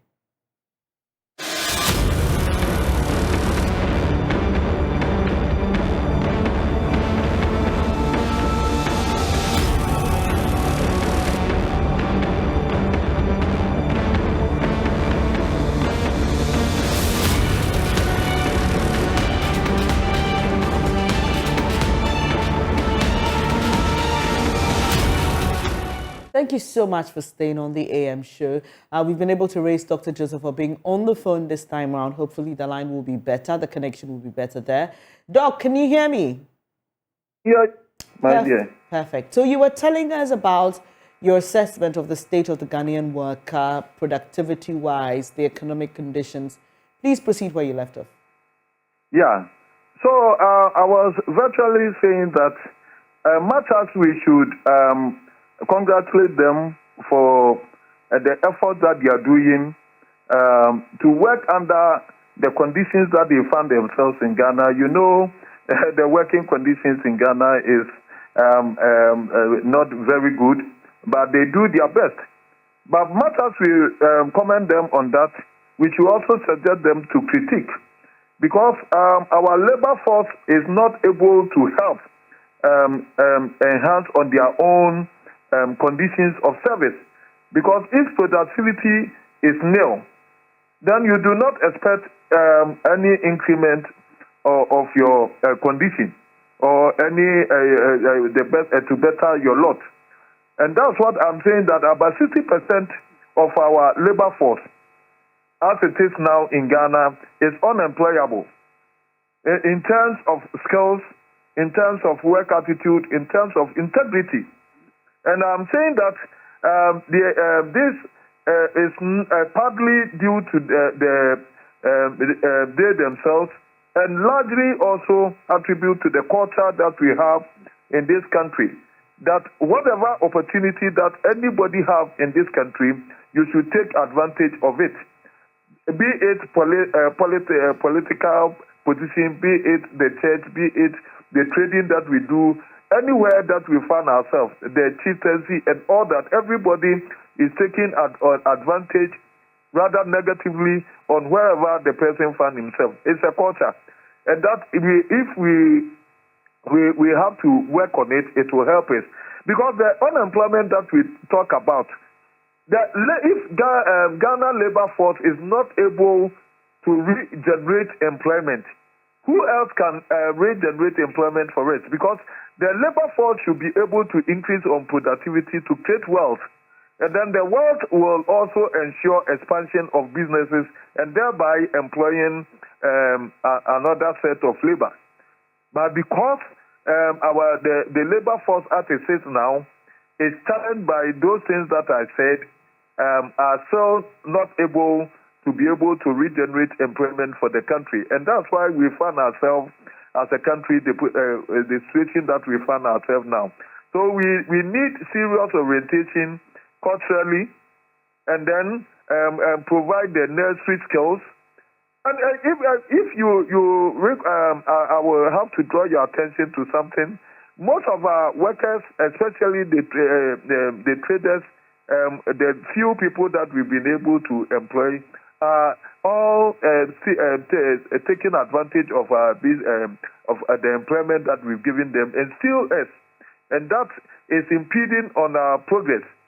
When we look at the people in the manufacturing sector, also is the same thing. They are also taking undue advantage. And then when it comes to skills, now if somebody is building a house, instead of employing the Ghanaian labor, you would say that no, we have to go and employ somebody from Togo to come and do our tasks for us. We have to go and get somebody from Togo, Nigeria to come and do our dressmaking for us and all that. when you have a machinery to sell a factory, you also have to bring the skill from where you bought the machinery, because the technical expertise that we have in Ghana cannot be able to fix this machinery for us. So you see that something is broken and that we need to fix. And that's what I'm talking about. Yeah. Interesting, Doc. So, I mean, how do we ensure that the Ghanaian worker is treated right? Okay, so even in places where people are employed, and we recently, let me use my industry as an example, the Department of Communication at the University of Ghana launched the State of the Ghanaian Media Report, where they spoke about how a lot of people working in media houses in Ghana are doing so without contracts. Some of them are being paid very little. They don't have the right protective gears, for example, for stepping out into volatile environments.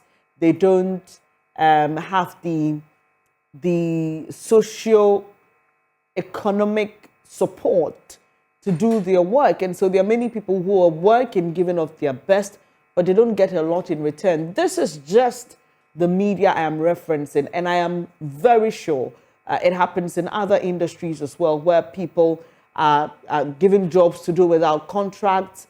Some of them don't even know if their SNIT or other benefits are being paid, and they're just working, hoping that things will happen in the long run. What is that system we must put in place to ensure that Ghanaian workers are treated right? Yeah, it's very important. You recall that one of our leaders said that we pretend to pay our workers and they also pretend to work. I think if you are an employer, you have to do the right things if you want to ensure productivity, to increase on your productivity, to increase the wealth that you seek. So what you are saying is correct. We have to do the proper contract. We have to give proper incentives and then honor them.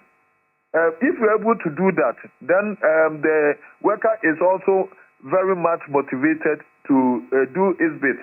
But let me tell you, on numerous occasions, people have started on that scale, and that the Ghanaian worker attitude has also not helped to turn the productivity that we expect. I'm also an employer, and I'm talking with passion. So sometimes I will want to say that we have to tie whatever incentive, remuneration, or otherwise to productivity. That whatever productivity at the end of the year is what should be measured for incentives. But Dr. Joseph Obey,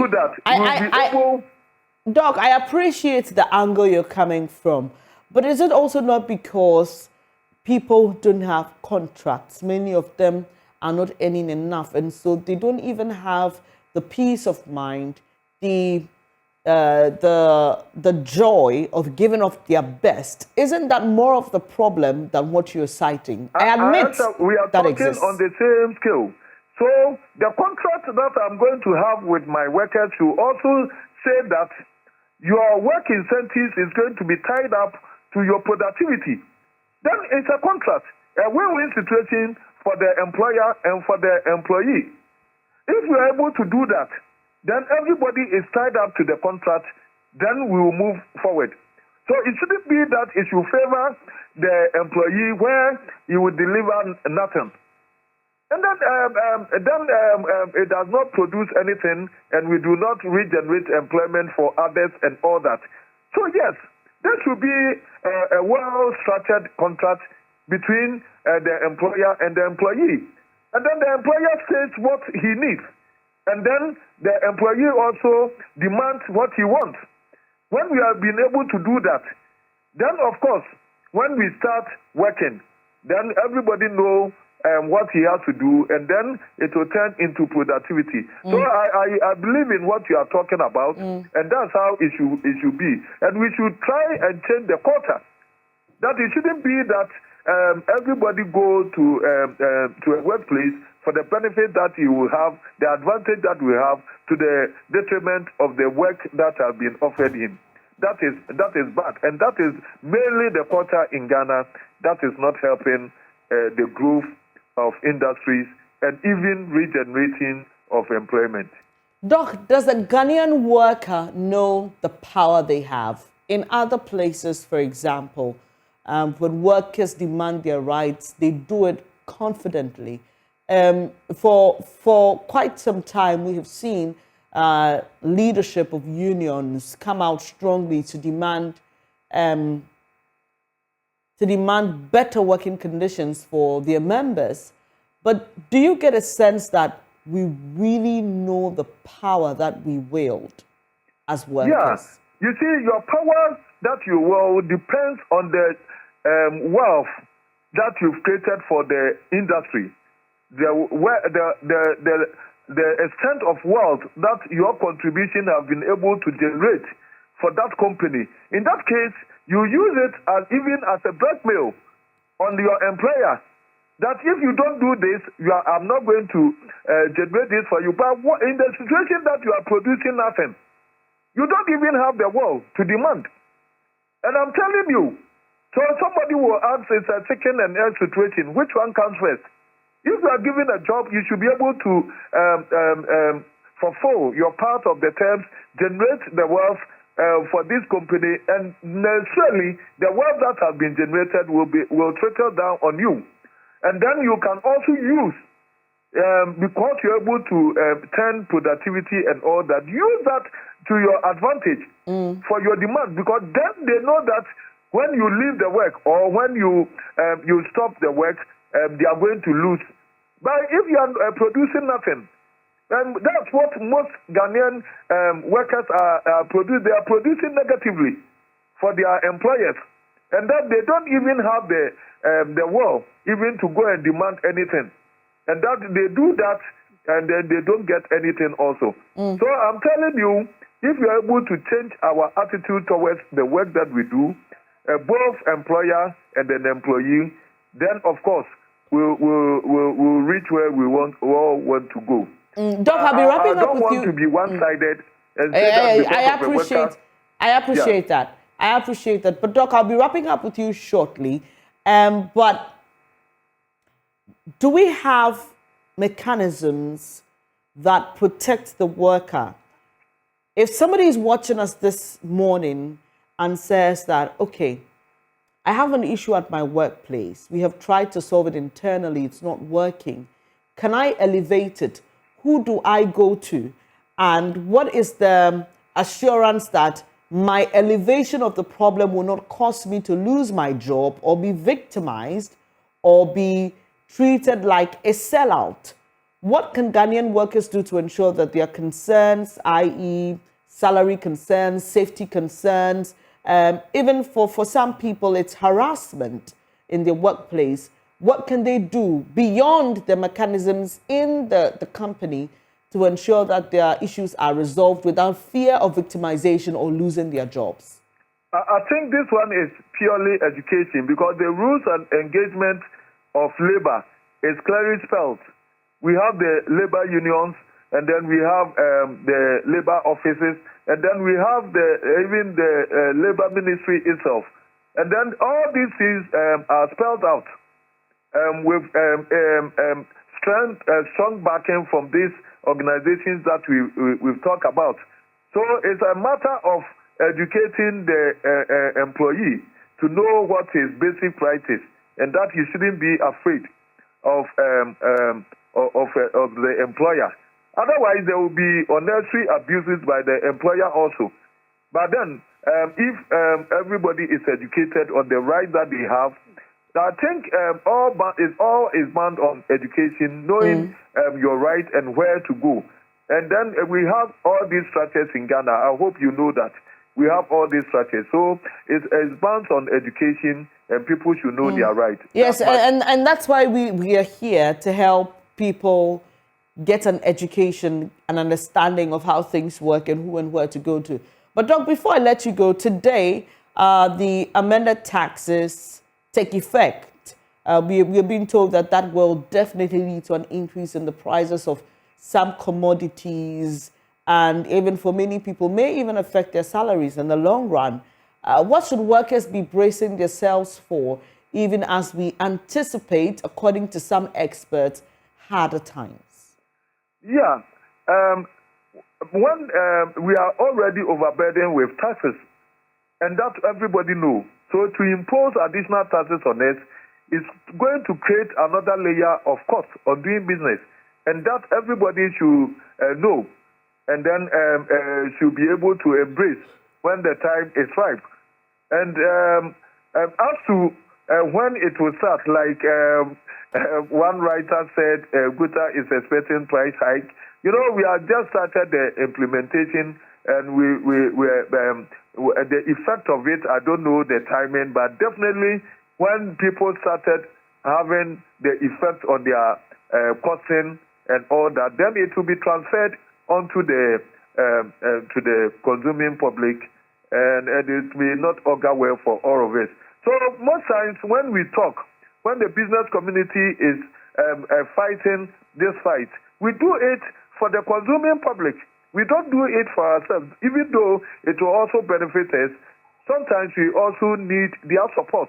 When we are talking, sometimes they think that we are talking for ourselves. So definitely prices will trickle down, because if you add any layer of cost, and in this case, we are talking in some places 5%, some places 2.5%, and then others 20% for the excise duty and all that.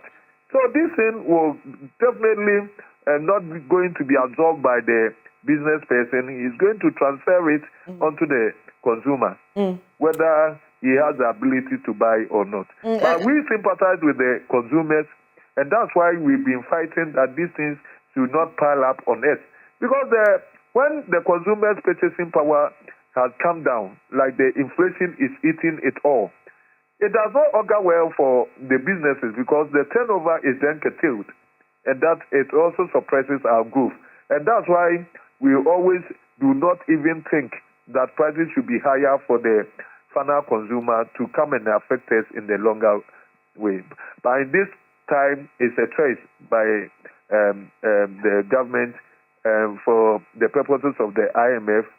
And I would say that, you know, businesses were trapped by this IMF deal, because then the reason why we are just treading cautiously and we are trying to talk to government is because we don't want to do anything untoward to stop the IMF deal that everybody knows that it will be good for the country.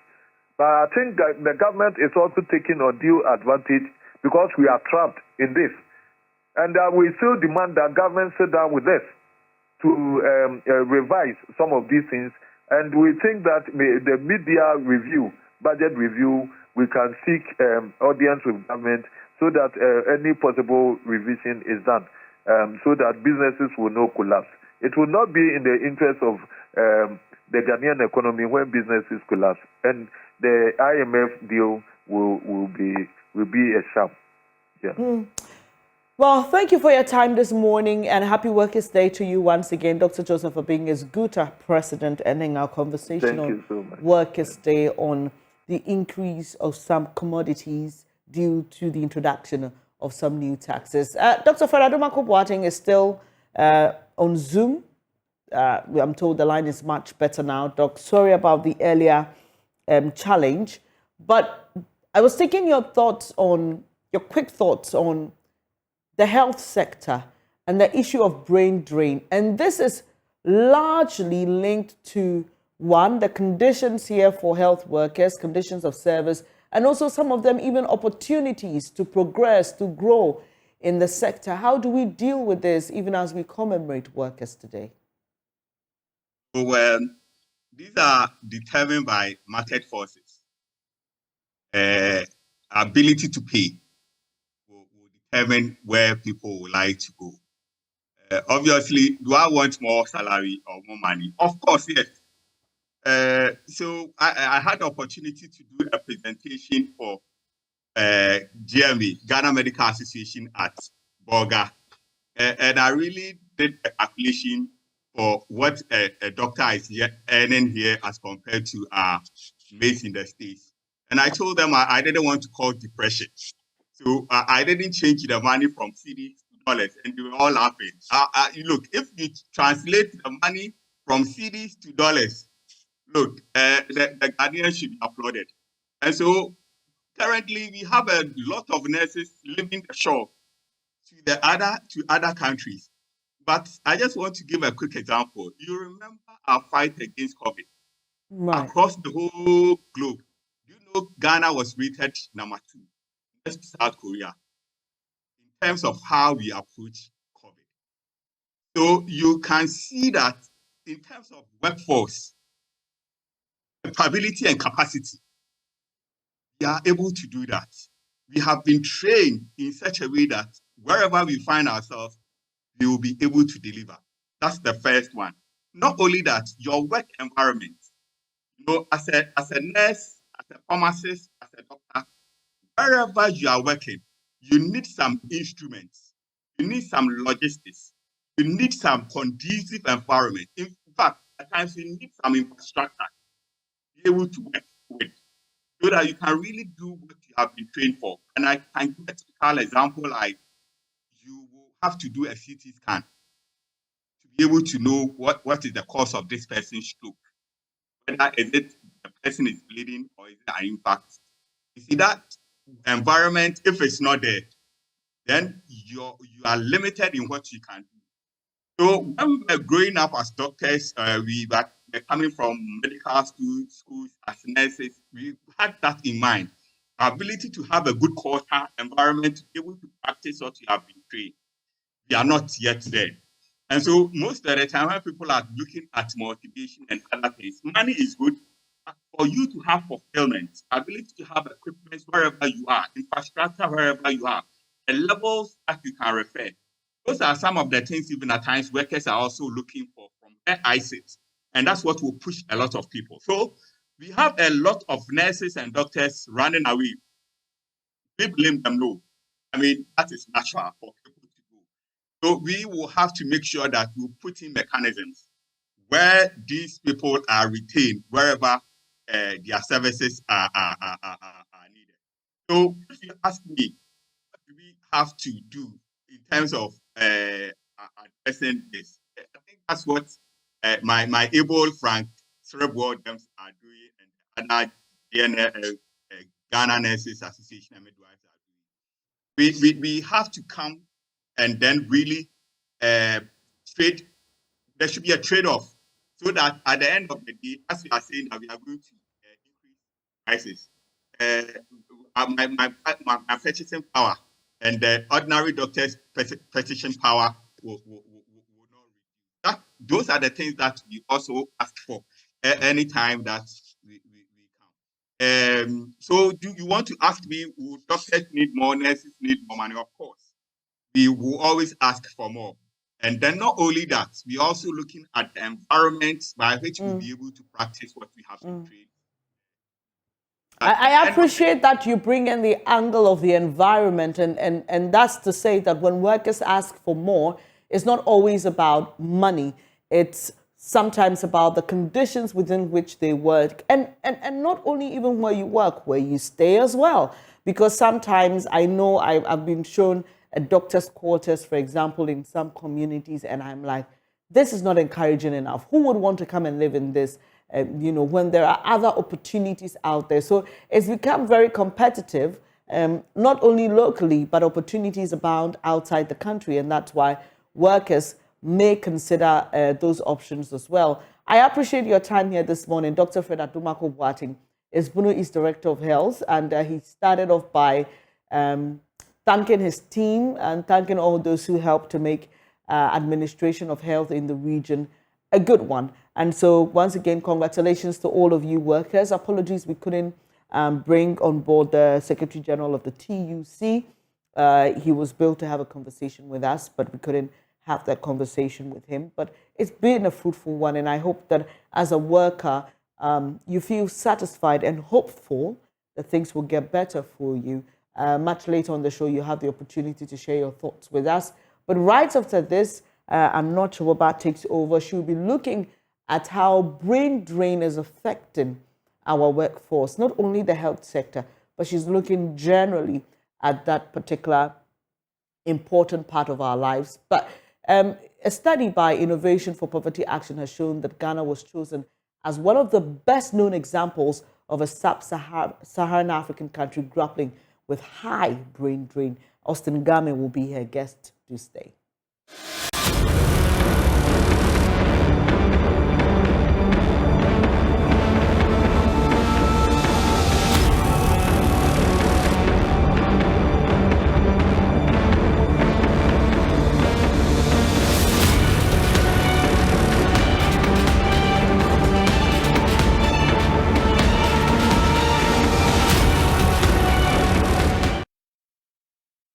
Happy holiday. Thank you for joining me on the AM show. Let's have a quick conversation on brain drain. Ghana has a workforce of about 40 million people. That's according to the World Bank report. These workers work between 7 to 9 hours daily on different shifts to make ends meet and also help develop the country. Today on AM show, we discuss the Ghanaian worker, how far he or she has come and what government can do to make the lives of Ghanaian workers better. Also, we'll talk about how brain drain is affecting Ghana's growth because workers want to travel outside to make some money for their families. Joining me for this discourse are Austin Game. He's a labor consultant. Also, I have Stella Jima-Labi, the 2022 National Best Teacher. Thanks for joining us, Mr. Game and Mrs. Labi. I'd want to start with Mr. Game. How far has Ghanaian workers come in getting the best done for himself or herself?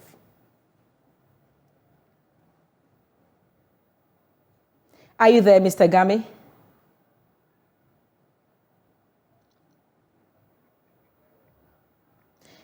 Mr. Game, please unmute. Yes, I can.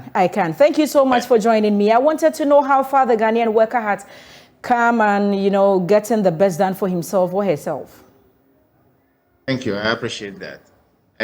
To be honest with you, let me first thank the working people, including my own workers, for good work done so far.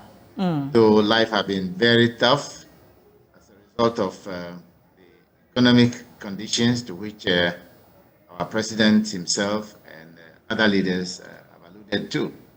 That notwithstanding, since we have life, hopefully we can make it tomorrow.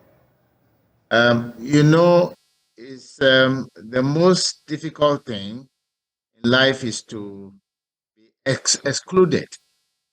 And that is why I believe the Constitution, under the directive principles of state policy, I believe Article 36(11), joins the state to take steps to ensure that working people participate in decision-making.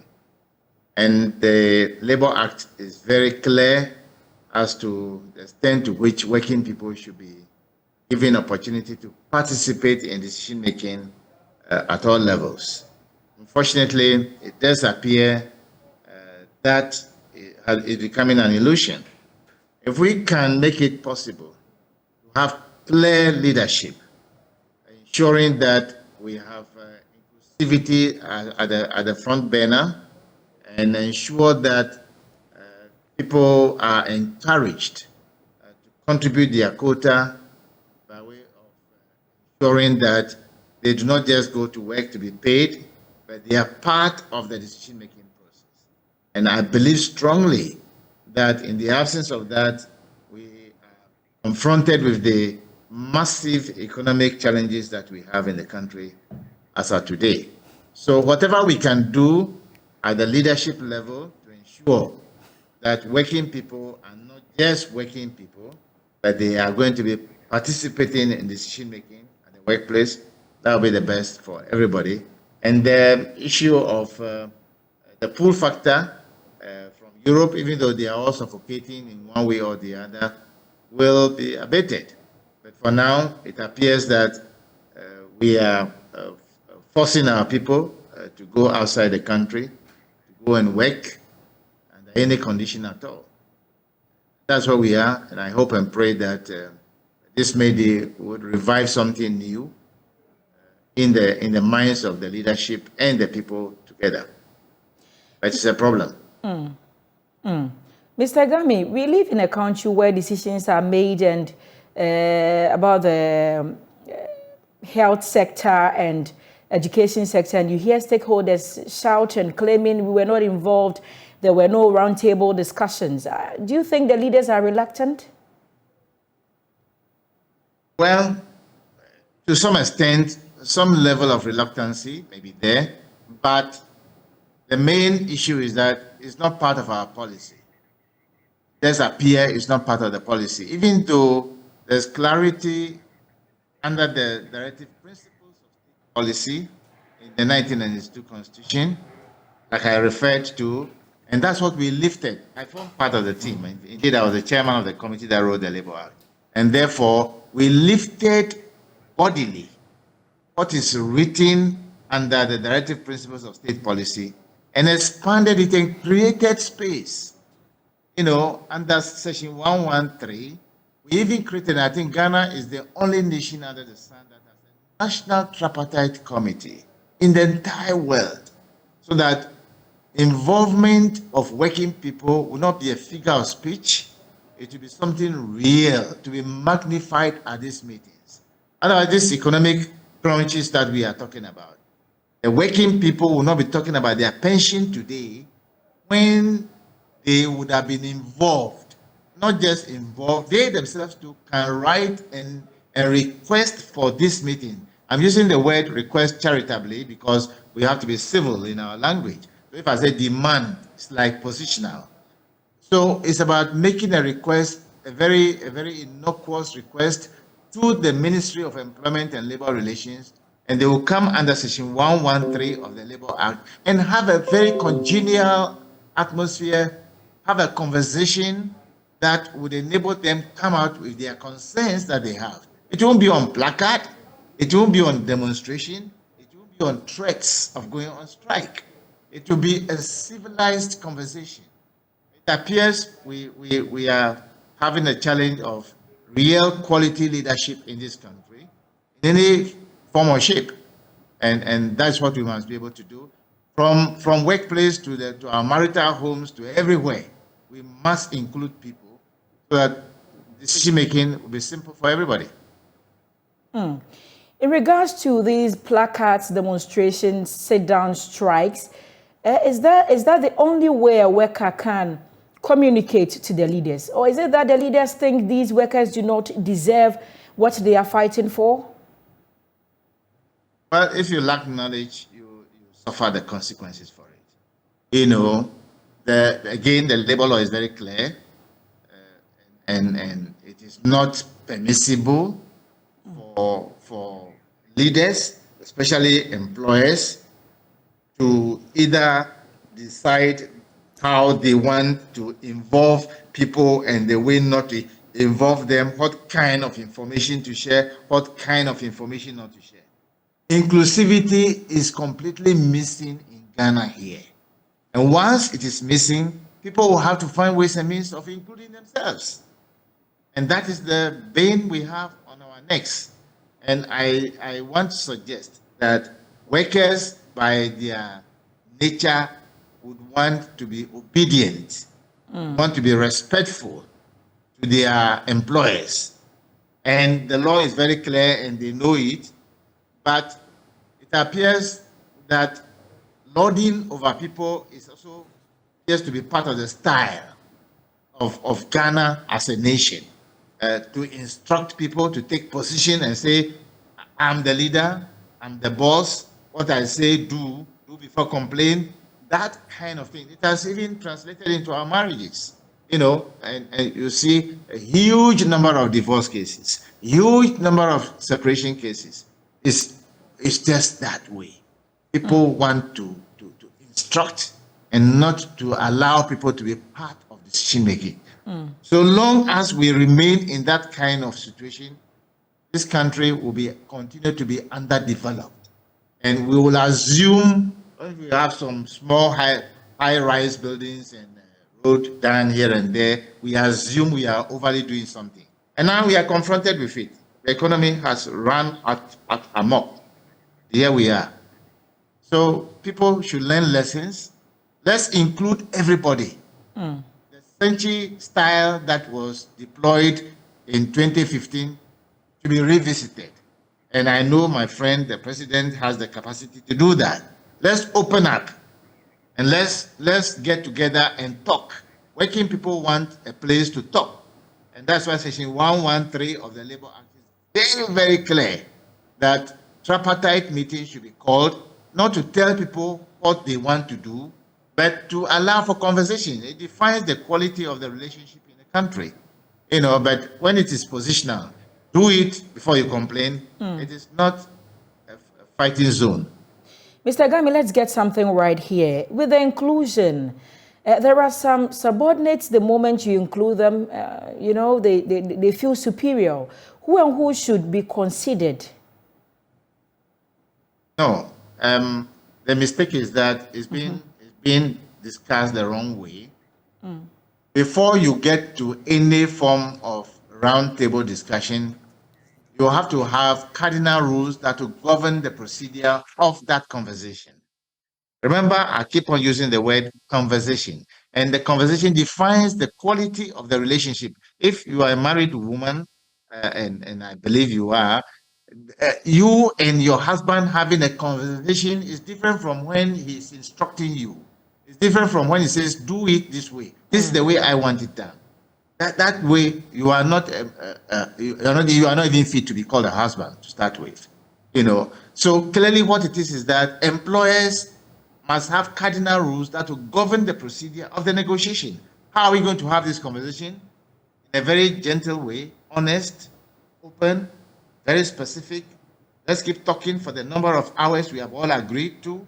It's a principle that must be there as part of the process. And you can't call yourself a gentle fellow and you go to a meeting and you are damning everybody. The workers you described, they will resist. And that resistance can culminate into anything. So if you open up, let's have a very honest, and to be honest, honesty is not negotiable.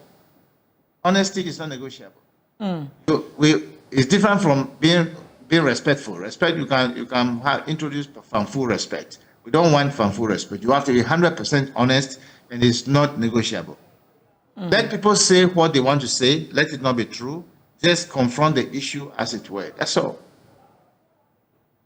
Mr. Gami, you've been on the discussion table all these years for workers. What do workers bring to the table as in their role in building the nation? Look, I work for the nurses. I lead them to every negotiation. But for the kind of things I'm talking to you about now, we have managed to inject into the conversation. We even contributed immensely in bringing what I'm telling you now into the same rules that is governing the negotiation between the nurses and the employer. The same thing I'm telling you now, we introduced it and it's been accepted. And that is why you don't have the nurses going on strike the way it used to be. Otherwise, you won't live happily in this country. And so clearly, working people, I know that my friends in the MPS, Meridian Port Services, very hard-working people, willing to work. It is for the employer to provide leadership. Well, the law is very clear under Section 9 of the Labour Act.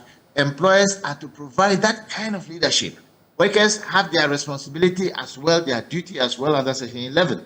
Everything is clear. The bed has been laid. But it appears that people want to do it the way it pleases them. Workers are willing and ready to work intelligently to increase productivity, but they are confronted with challenges of the economy. Example, today, 1st May, if I were to be in the shoes of government, we will introduce the tax, all right, but we will not introduce it on the 1st of May. Would have introduced it either before. If you introduce it, maybe 1st April, they will say it's April. If you introduce it 1st May, today, Workers' Day, you introduce 3 new taxes. I concede that we need those taxes, but we are confronted with it on their day. So So what are we talking about? It could have been tomorrow or tomorrow next. Who's advising who? Mr. Gami, now to the brain drain discussion. The rate at which people are traveling outside the country to see greener pastures of late is so alarming, especially in the health sector.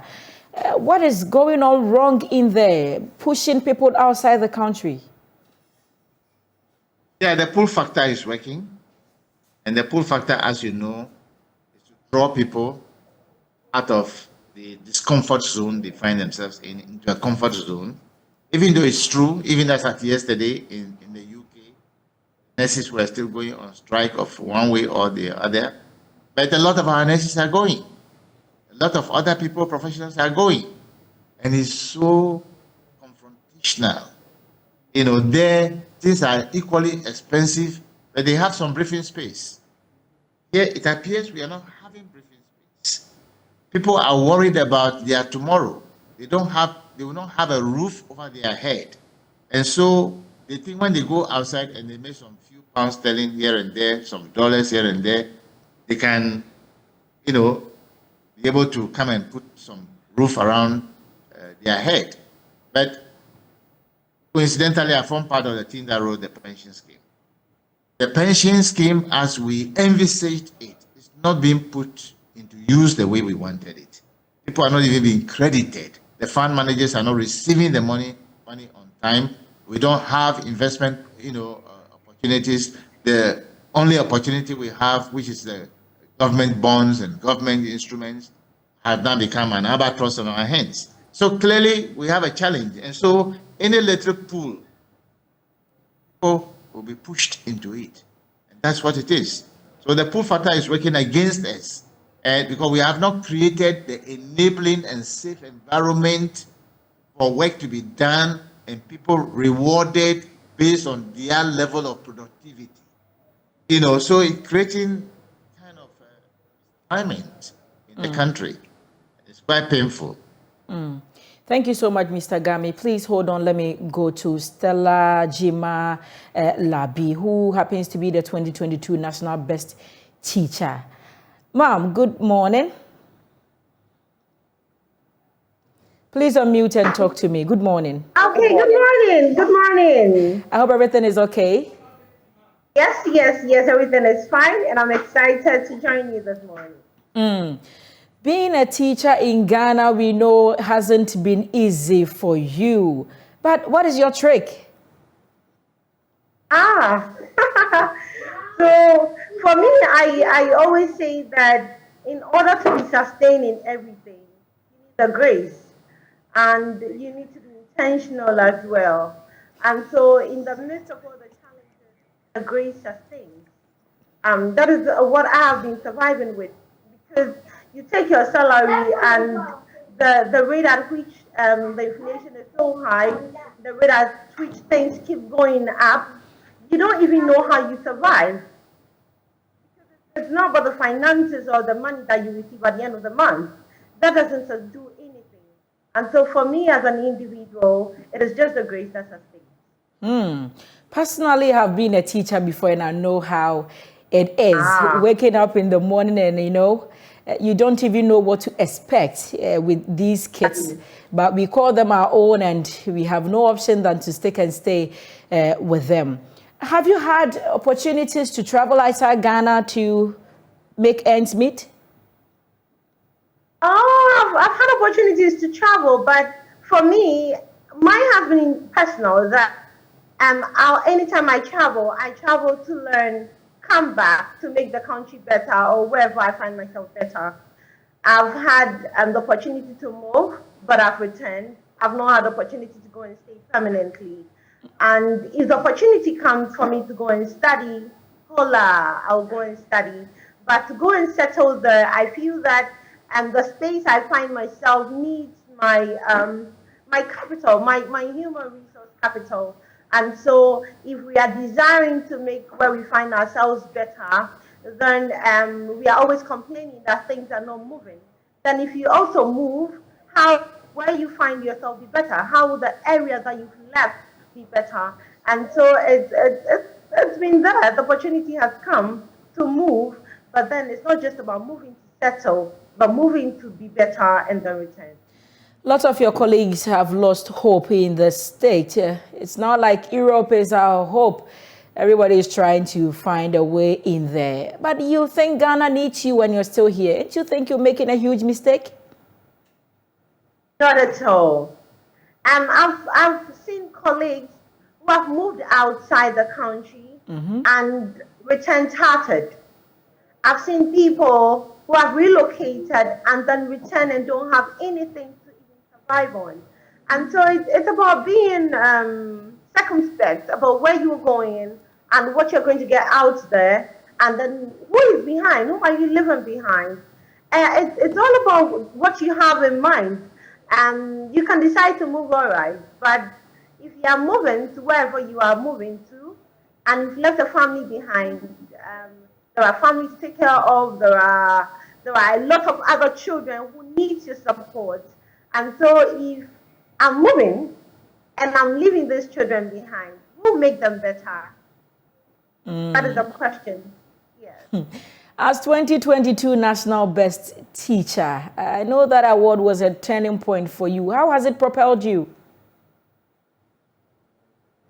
So it has actually propelled me to inspire other teachers to be more, and to inspire other teachers to be better, inspire other teachers to be rebranded.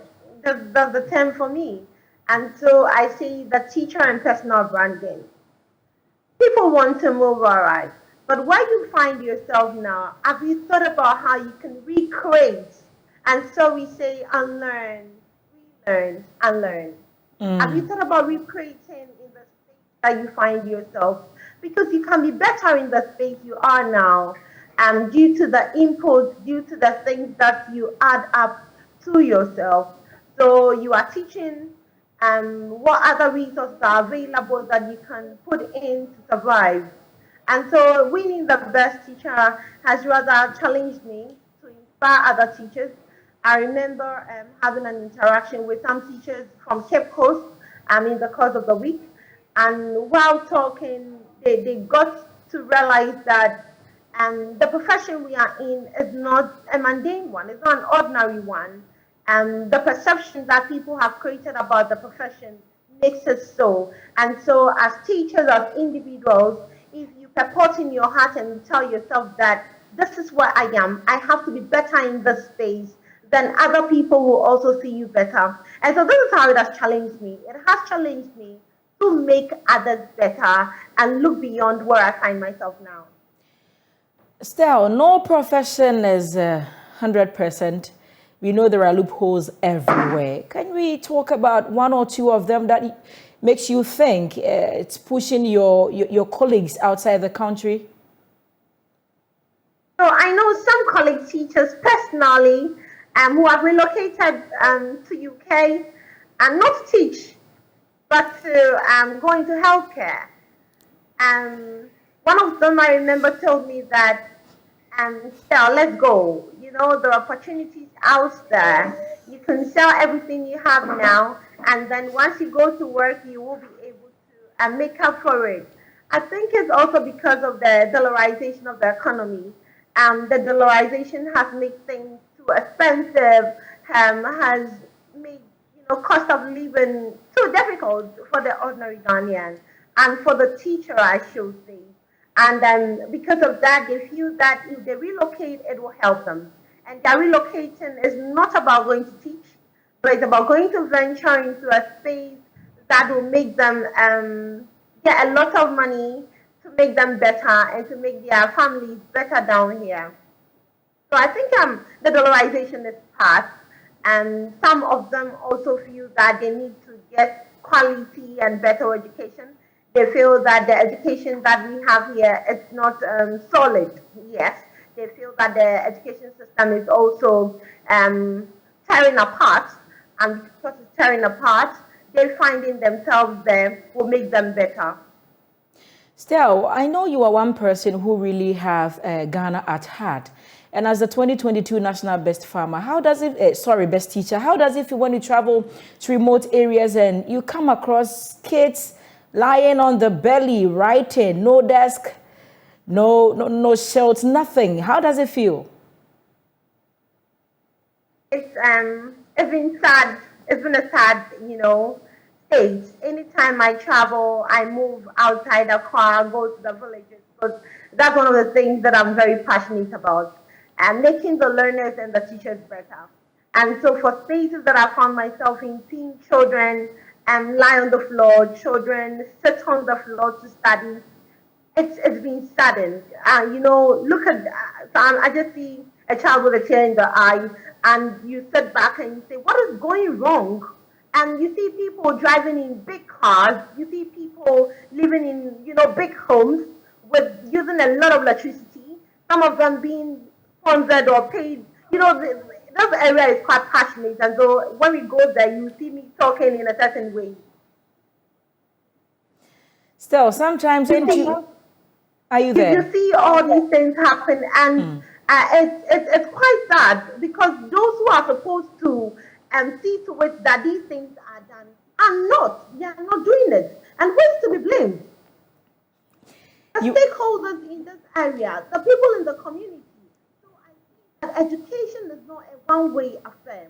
Making the classrooms better is not a one-way affair. Making the schools better is not one-way affair. The government has got a role to play. The community leaders have got a role to play. Individuals have got a role to play. And so we have assemblymen there, we have churches in the area, we have the government. All these people are they are all looking aloof. They are expecting the other to take and do that. And so if we want to see a classroom well staffed, if we want to see classroom or school situations, school environments well moderated for effective learning and teaching to take place, then it calls for a lot of effort, a lot of collaborative effort. Stella, looking at the situation now, can we say that these leaders are just playing on our intelligence? They're pretending to lie, because looking at all these huge policies, and our primary and our nursery is still like we haven't even gained independence. Are they just playing with us? So I've said it before.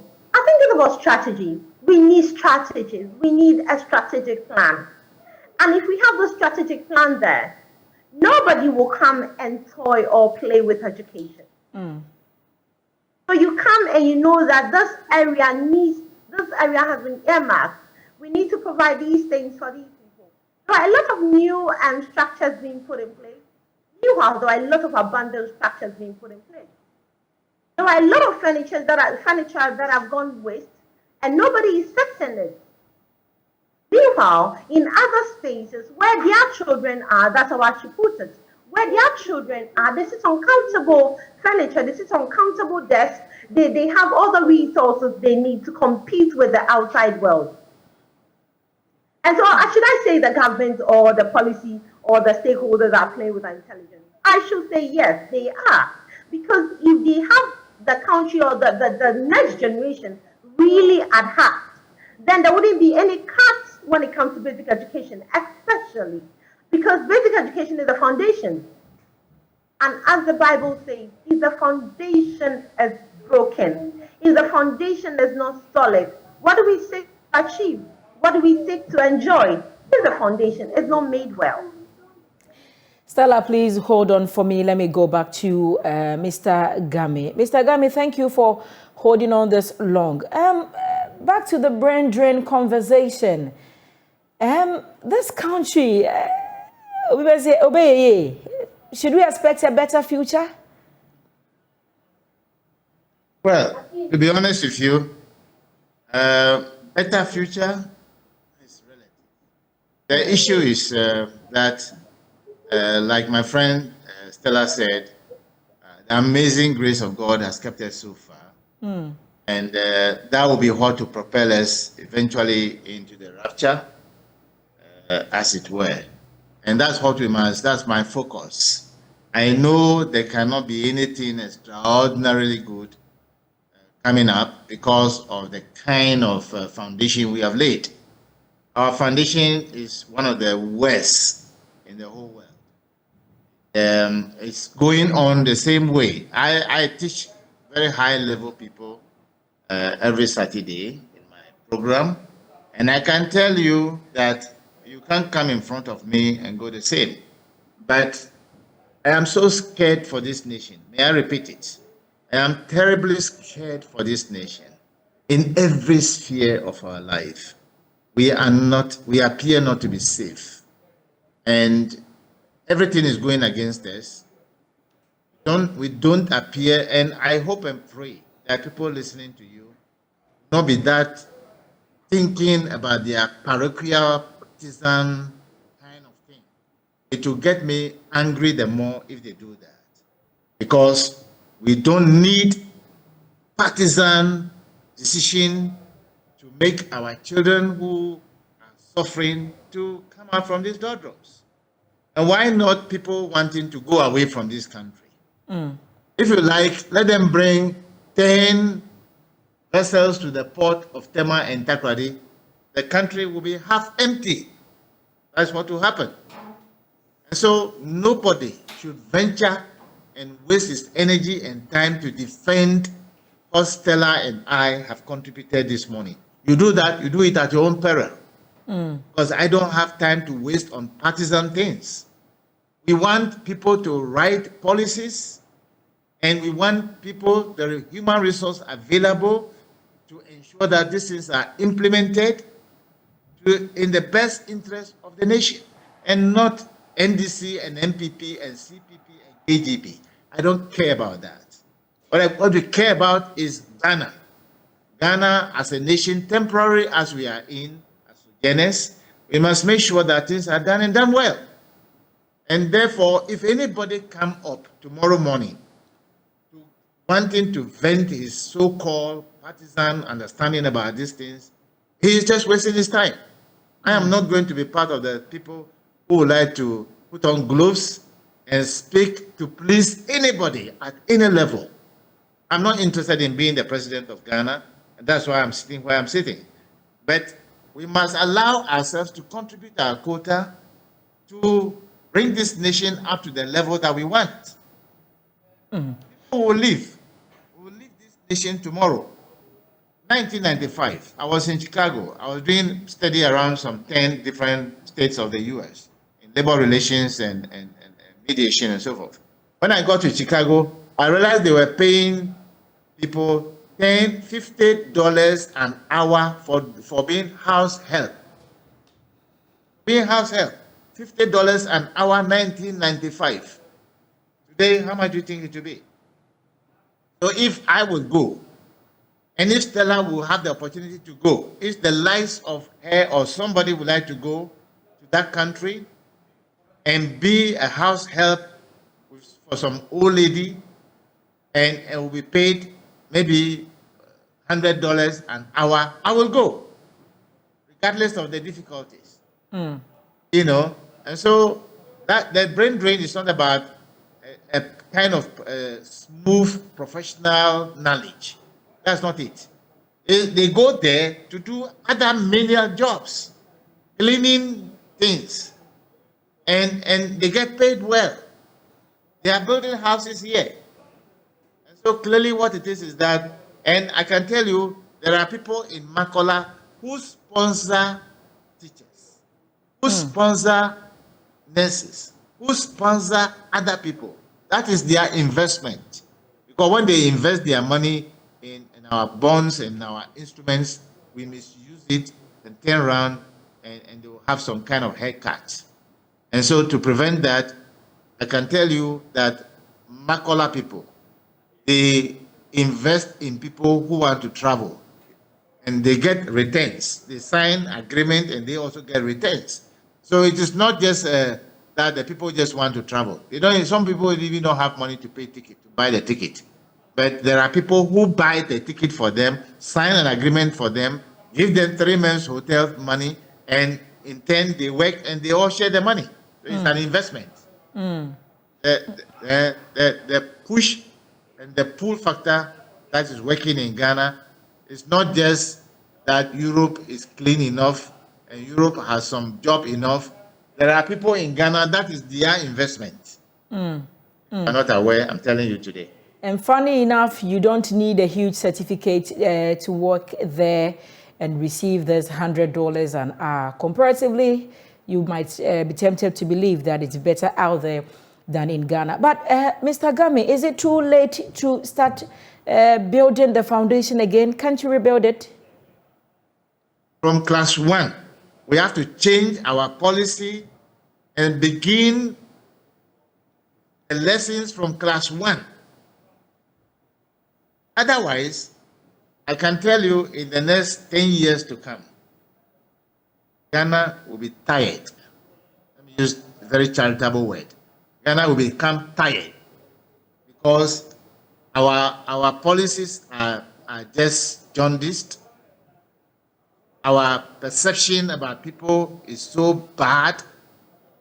Everything that we do in this country is terribly awful. We must agree to repent from these things, right from the clergy, from the churches, from the mosques, from our marital home, from the workplace in particular, from leadership in Jubilee House or Flagstaff House as it may, whoever will occupy space tomorrow. Let's be sure that this business of excluding people from decision-making ceases. We must all be involved. We must be involved. Stop saying that I am this, I am president, I am MP, I am minister, and so what? And so what? And when I was in the ministry, when they invite me to a meeting, I go there to help get the place in order before people arrive. It does not take away from me that I was a minister. Pride and inability to humble ourselves a little bit is becoming too much. Humility is required in this country. We are too proud in this nation. And I blame the ministers of the gospel so-called. They are part of the problem. Our major, because we have over 80% so-called people who go to church yesterday.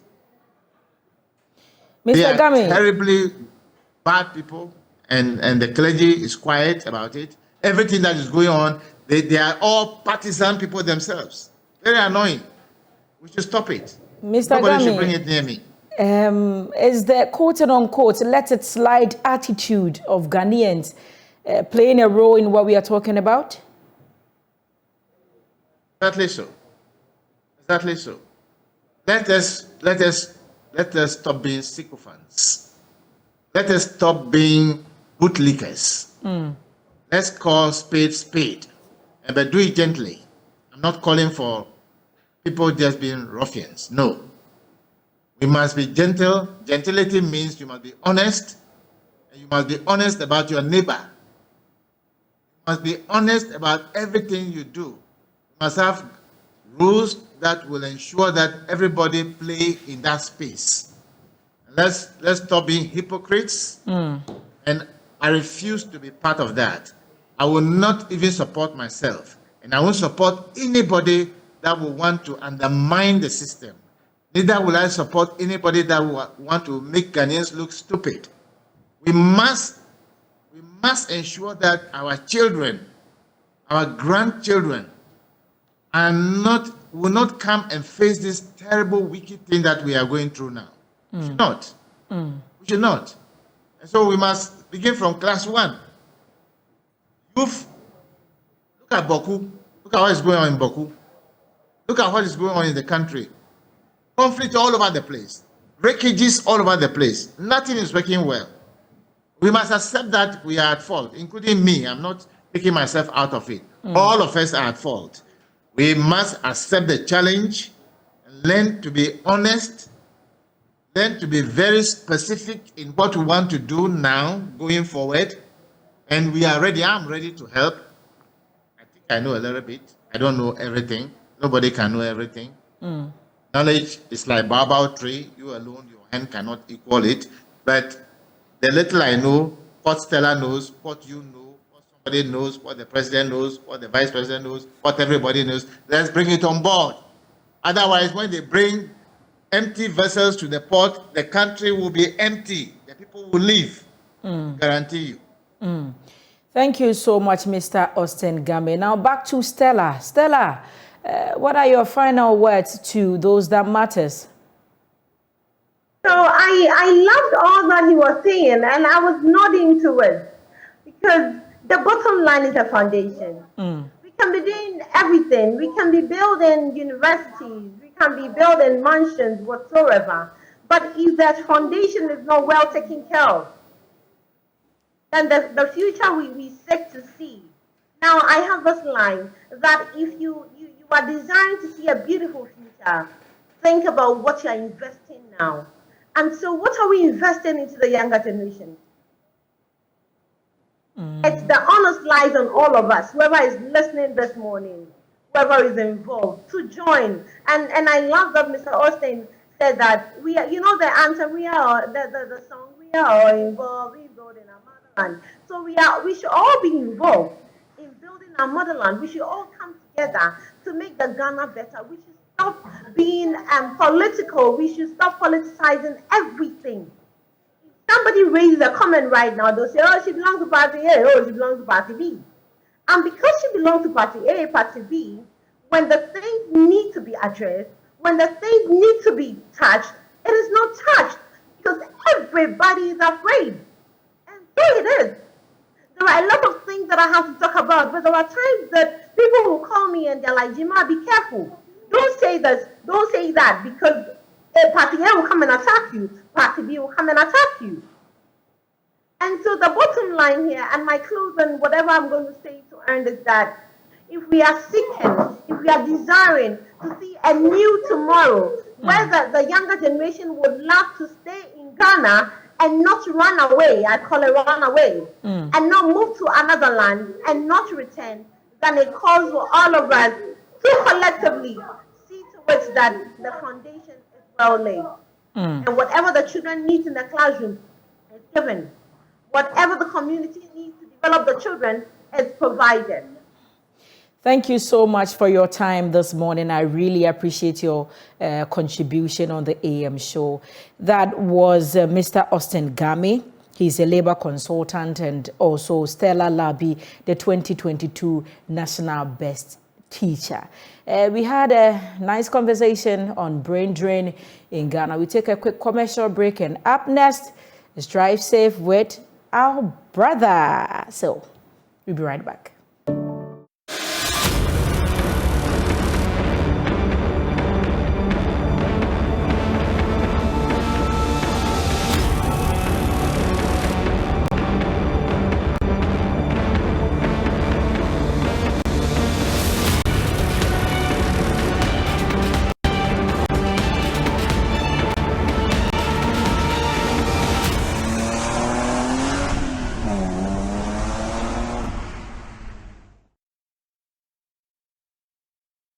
Welcome back on Drive Safe with me, Benjamin Akakbo, and I am back at Top Tech Transport and Logistics. It's all about our safety as we hit the roads daily, whether as pedestrians, but mainly as motorists, people driving, using the road. Today, our focus is going to be on speed.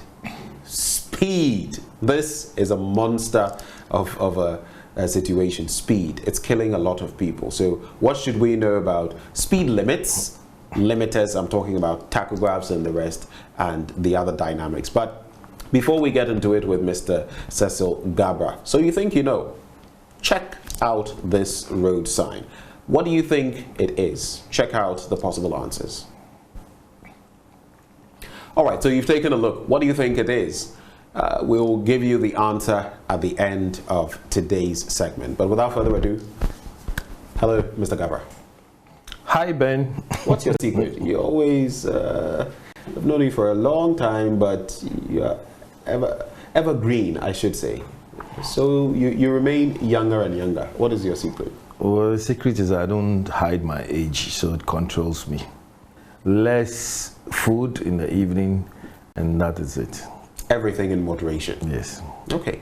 And in fact, speeding too must be done in moderation. Too much speeding will kill you. Let's get into the matter of speed from the limits, the limiters, and other ideas when it comes to speed.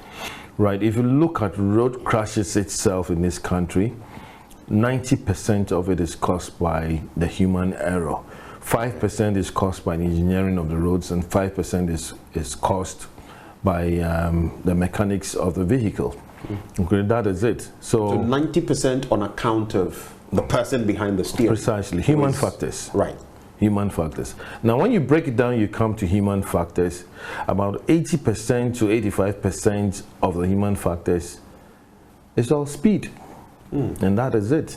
So the faster you go, the much more difficult it is for you to stop the vehicle. And the faster you go, the harder you hit. So control your speed. In our country, we have speed limits. 50 kilometers in town, that's when you're driving in the urban areas, wherever it is. You are restricted when you get to hospitals. At hospitals, you don't even honk. There are so many rules there. Playground areas, schools, you reduce your speed to 20, 30. Right, so on the highway, it's a different thing altogether. That's 90 kilometers per hour. It used to be 80 and it was adjusted to 90 kilometers per hour. So on the motorway, for example? On the motorway, it is different, 100 kilometers per hour. But now, do we even have a motorway? The motorway is destroyed. So, and maybe I'm sure one of the days we have to do a whole program on the motorway to talk about what is really happening. So if we are driving, the most important thing is that you do not drive beyond your speed limits. But how many people drive above their speed limits? I'll say almost everybody, because if you look at the speed at which people drive, you ask yourself, is it really possible? Is it relevant? Most people within town, in the urban areas, if you look critically, you'll see that most people are doing 60, 70. Precisely. Not 50. Precisely. So it's not possible to stay at the 50. It's a fact. So we need to talk about it.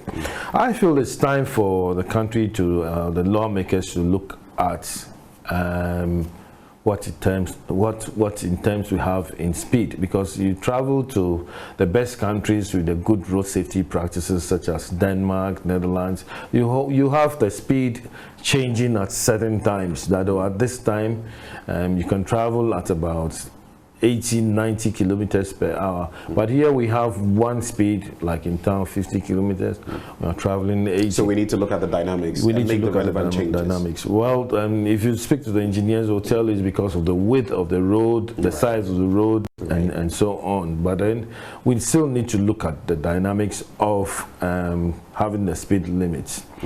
However, the biggest issue, which is my greatest concern, is the issue of fixing speed limiters in commercial vehicles, because they carry a lot of passengers, and therefore if there's any issue at all, we'll have more deaths. If you remember talking about the public transport, the major ones plying major routes. Precisely. If you remember the biggest accident that claimed a lot of lives in this country, which was I think 92, and was caused by a Metro Mass bus, that brings that idea that look, let's fix speed limiters, because the fastest that you will go will come with the hardest hit. Let's put it that way, right? So by law, if you look at the LI 2180, again, it states categorically that certain vehicles which are more than 3 tons must have speed limiters in them. And what are these speed limiters?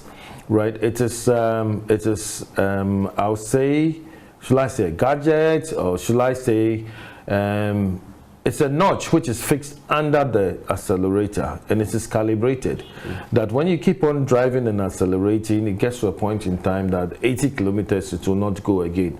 And this is why it cuts off, and then you can only drive at a speed of 80 kilometers. And that is why the safest bus to use at the moment, I'm not campaigning for them, it is STC. And they have fixed, they have calibrated the speed limiter, and it's 80 kilometers. Now, apart from that, the law is saying that you should have a tachograph. What is a tachograph? A tachograph is also an equipment fixed in the vehicle that determines a lot of issues. For instance, the behavior of the driver, whether he's jittering, and yes, the speed limit, of the vehicle, the distance at which the driver has driven, let's say from Accra to Cape Coast, right? So no rest, no break. Precisely. With a tachograph, you just have to pull the information and everything is printed there. Okay, so that's also one aspect. Then the law is saying that carry a logbook to indicate where you started from, and then, I mean, what time, and then the mileage, and so on. That alone will be a deterrent to reduce the speed, where we can be able to save lives and save the property, which is the vehicle. But for now, speed is a big issue. In actual fact, it's the biggest issue when it comes to human behavior. You can see a car traveling at a speed of 160 kilometers per hour, but what goes into it? Your tires, your vehicle itself, and I'm sure we'll be doing tires very soon, and you notice that even at car tires, if anything crosses you, the result can only be one. Yes, and that is why in driving we have the thinking distance, we have the stopping distance, and the braking distance. We have the calculation for it, and that will not work when you are driving more than 100 kilometers per hour. However, we have also noticed that those who drive early, those who drive more than 80 kilometers per hour, those who speed die very early. Okay, because I mean the impact and everything, so they die on the spot. Not even in an accident, but because of their behavior, which means that they are always overworking their body. Their heart is beating more than the normal heartbeat. You know, such a person, when he gets to his destination, he gets to the loo to you know, get out the waste, because he's doing certain things which is not allowed for a human being. So our advice is that reduce your speed, arrive alive in one piece and not in pieces. Speed kills. Let us kill speed as soon as possible. Thank you very much for today's segment, Mr. Gabra. And you've heard it. Speed kills. Kill your speed and stay alive. Drive safe, stay alive. But right before we wrap on today's segment, so you think you know, here's the answer to our quiz question for today.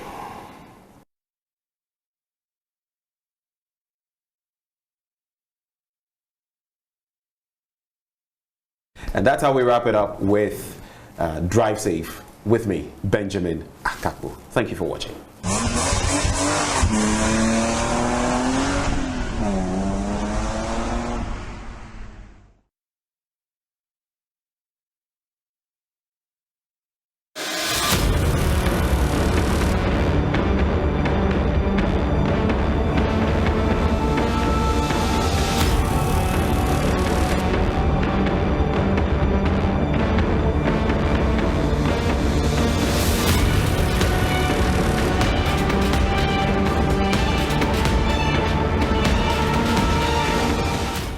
Hello there. Thank you so much for staying on this May Day edition of the AM show. I've been doing this with Anot Chewaba.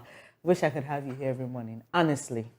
Let's see what we can do about that. But it's now time to get interactive with you. The numbers to call will be on your screen. And then you can call, share your thoughts with us. 0302-211-691.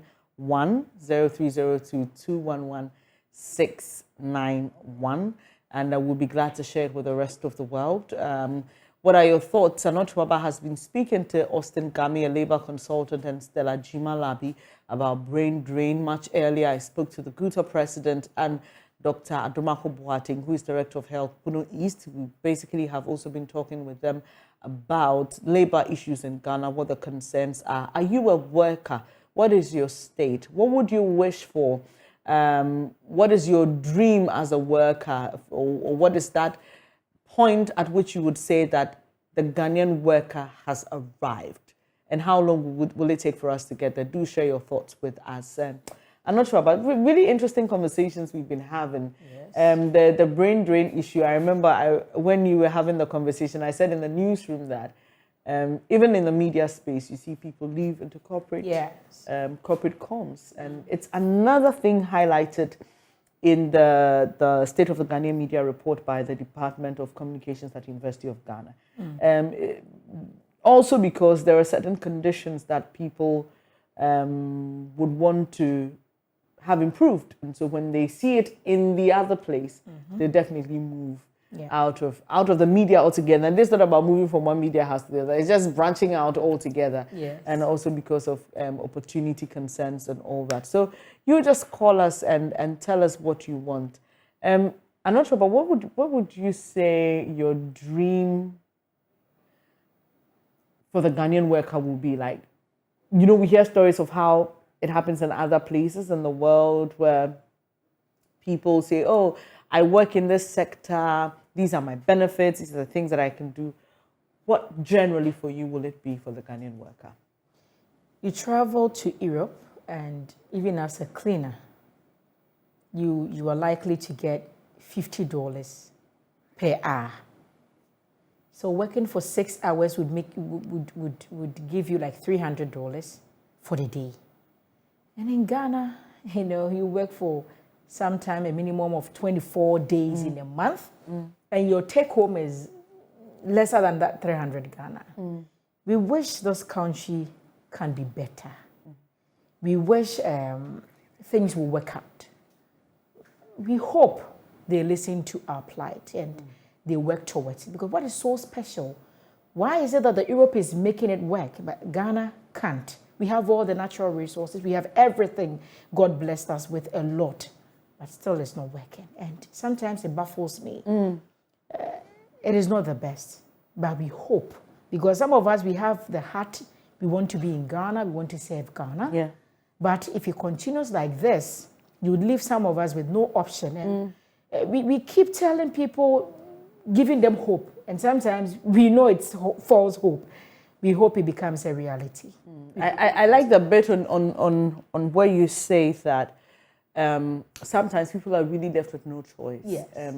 Because I know stories of people who live outside this country, and technically they're better off, right? It's like they have a bigger space to sleep in here, they have a smaller space to sleep in there, but when they do all the math, it's better to be there, maybe sharing a room with 2 or 3 people, and then come home and then build something meaningful with the little they earn over there. We have a first caller on the line. Hello, thank you so much for joining us. Please share your thoughts with us. Good morning, Bernice. Good morning. And good morning to all workers and especially teachers, because I'm a teacher. Yeah, I would like to touch on a couple of issues. You know, about the economic state of the economy and the Ghanaian workers and everything. You know, partisan politics. I listened to Mr. Game, and the problem has to do with partisan politics. In Ghana, everything is partisan. If it's about NDC, if it's about MPP, like, we don't have independent ideas. Okay? It's as if whatever NDC does, members of the NDC party accept it to be good. Whatever MPP does, once we are in the same party, it's okay. We don't criticize our own. And that has destroyed Ghana. Everything is partisan. We read meaning, political meaning into everything that anybody says. Look at what is happening with the Galamsey fight. Okay? Professor Fumbo Barton's report. People are bashing him here and there because they feel he has betrayed them. Because he's supposed to protect the roads in their own backyard. I mean, the partisan politics is destroying this nation. And then the brain drain, people traveling abroad. No, $50 today, even if $1 is 10 cedis, it will give you 500 Ghana cedis per hour. So, you see, the currency is nothing to write home about. And when you travel abroad and earn something very little and bring it here, it gives you a lot of money. So, especially the youth, almost everybody wants to go abroad, travel abroad, and make money. Let's say money you make there, you come to Ghana, and it's a lot of money to do a lot of things. So, you see, there's somebody who works for 1 hour there and gets $50, and here you work for the whole day, 24 hours, and get less than 100 Ghana cedis. Very unfortunate. So we have a long way to go. But politicians don't care about the ordinary Ghanaian. So, thank you for sharing your thoughts with us. We are grateful. We appreciate it. You can also call and share your 0302 211 691 0302 211 691, the number to call. And he agrees with your analysis on the currency, the value for work in other parts of the world compared to what we have here in Ghana. Hopefully, we get the picture that the general economic well-being of the country greatly affects some of these things. Because if there's money available, and money available here is that the monies that must be used for what they are used for remain. People don't keep the monies in their pockets. There are no leakages because... Hello. Hi, sorry. Hello. Yeah, good morning. Good morning. May I know who I'm talking to, please? Yes, I'm Thomas, calling from Western Region. All right, Thomas. Sorry about that. I didn't know you were on. Forgive me. Yes. Please share your thoughts with us. This morning, I listened to your program with Mr. Gami concerning the future of our country. My sister, there was nothing good to write about this country. Look, I know some institutions that, as you are speaking, their increment for this year has not been paid. And they will wait to the 6th, 7th, and the 8th month before they pay. By then, how much will be the value of their money? Now, the cost of working capital. Workers will go to bank for loans to set up their own businesses, and the interest on it is nothing to write about. So, as Mr. Agami said, we need a whole consultation thing that everybody must come into play, not about NDC, NPP. We need experts to think about this nation. If not, if it's about NDC, NPP, my sister, let's forget about this nation. And as I'm speaking to you, day in, day out, people are going outside Ghana. Going to UK, working an hour, you are getting, let's say, 20 euros. It's far better than working in Ghana a whole 24 days. What you are taking is not even up to 5,000. So, my sister, why will you waste your time to be here? Every May Day, the government will come in with nice speeches. As it stands now, we are being overburdened with another 4 taxes. Workers' pensions, we don't know the fate of it. As you are speaking now, I don't know the fate of my pension. Even tomorrow, I don't know what to put on the table. So please, being a worker in this country, it's like being a hell. Most grateful for your time. Thank you for joining us as well. I'm not sure about, I don't know. I am always hopeful. I say this all the time, that things will get better. But time and time again, I get disappointed. But I still want to be hopeful, because really, that's the only thing we can hang on to and pray that. And this is the thing about Ghana. It's not that we don't know what the right steps are. We do. That's the thing. We know what to do. That's the thing. We are thing. just reluctant. That's the thing. We don't know where to start from. We think we are way beyond starting. But it's funny, because traveling outside the country, looking at working for an hour for $50, you don't even need a huge certificate.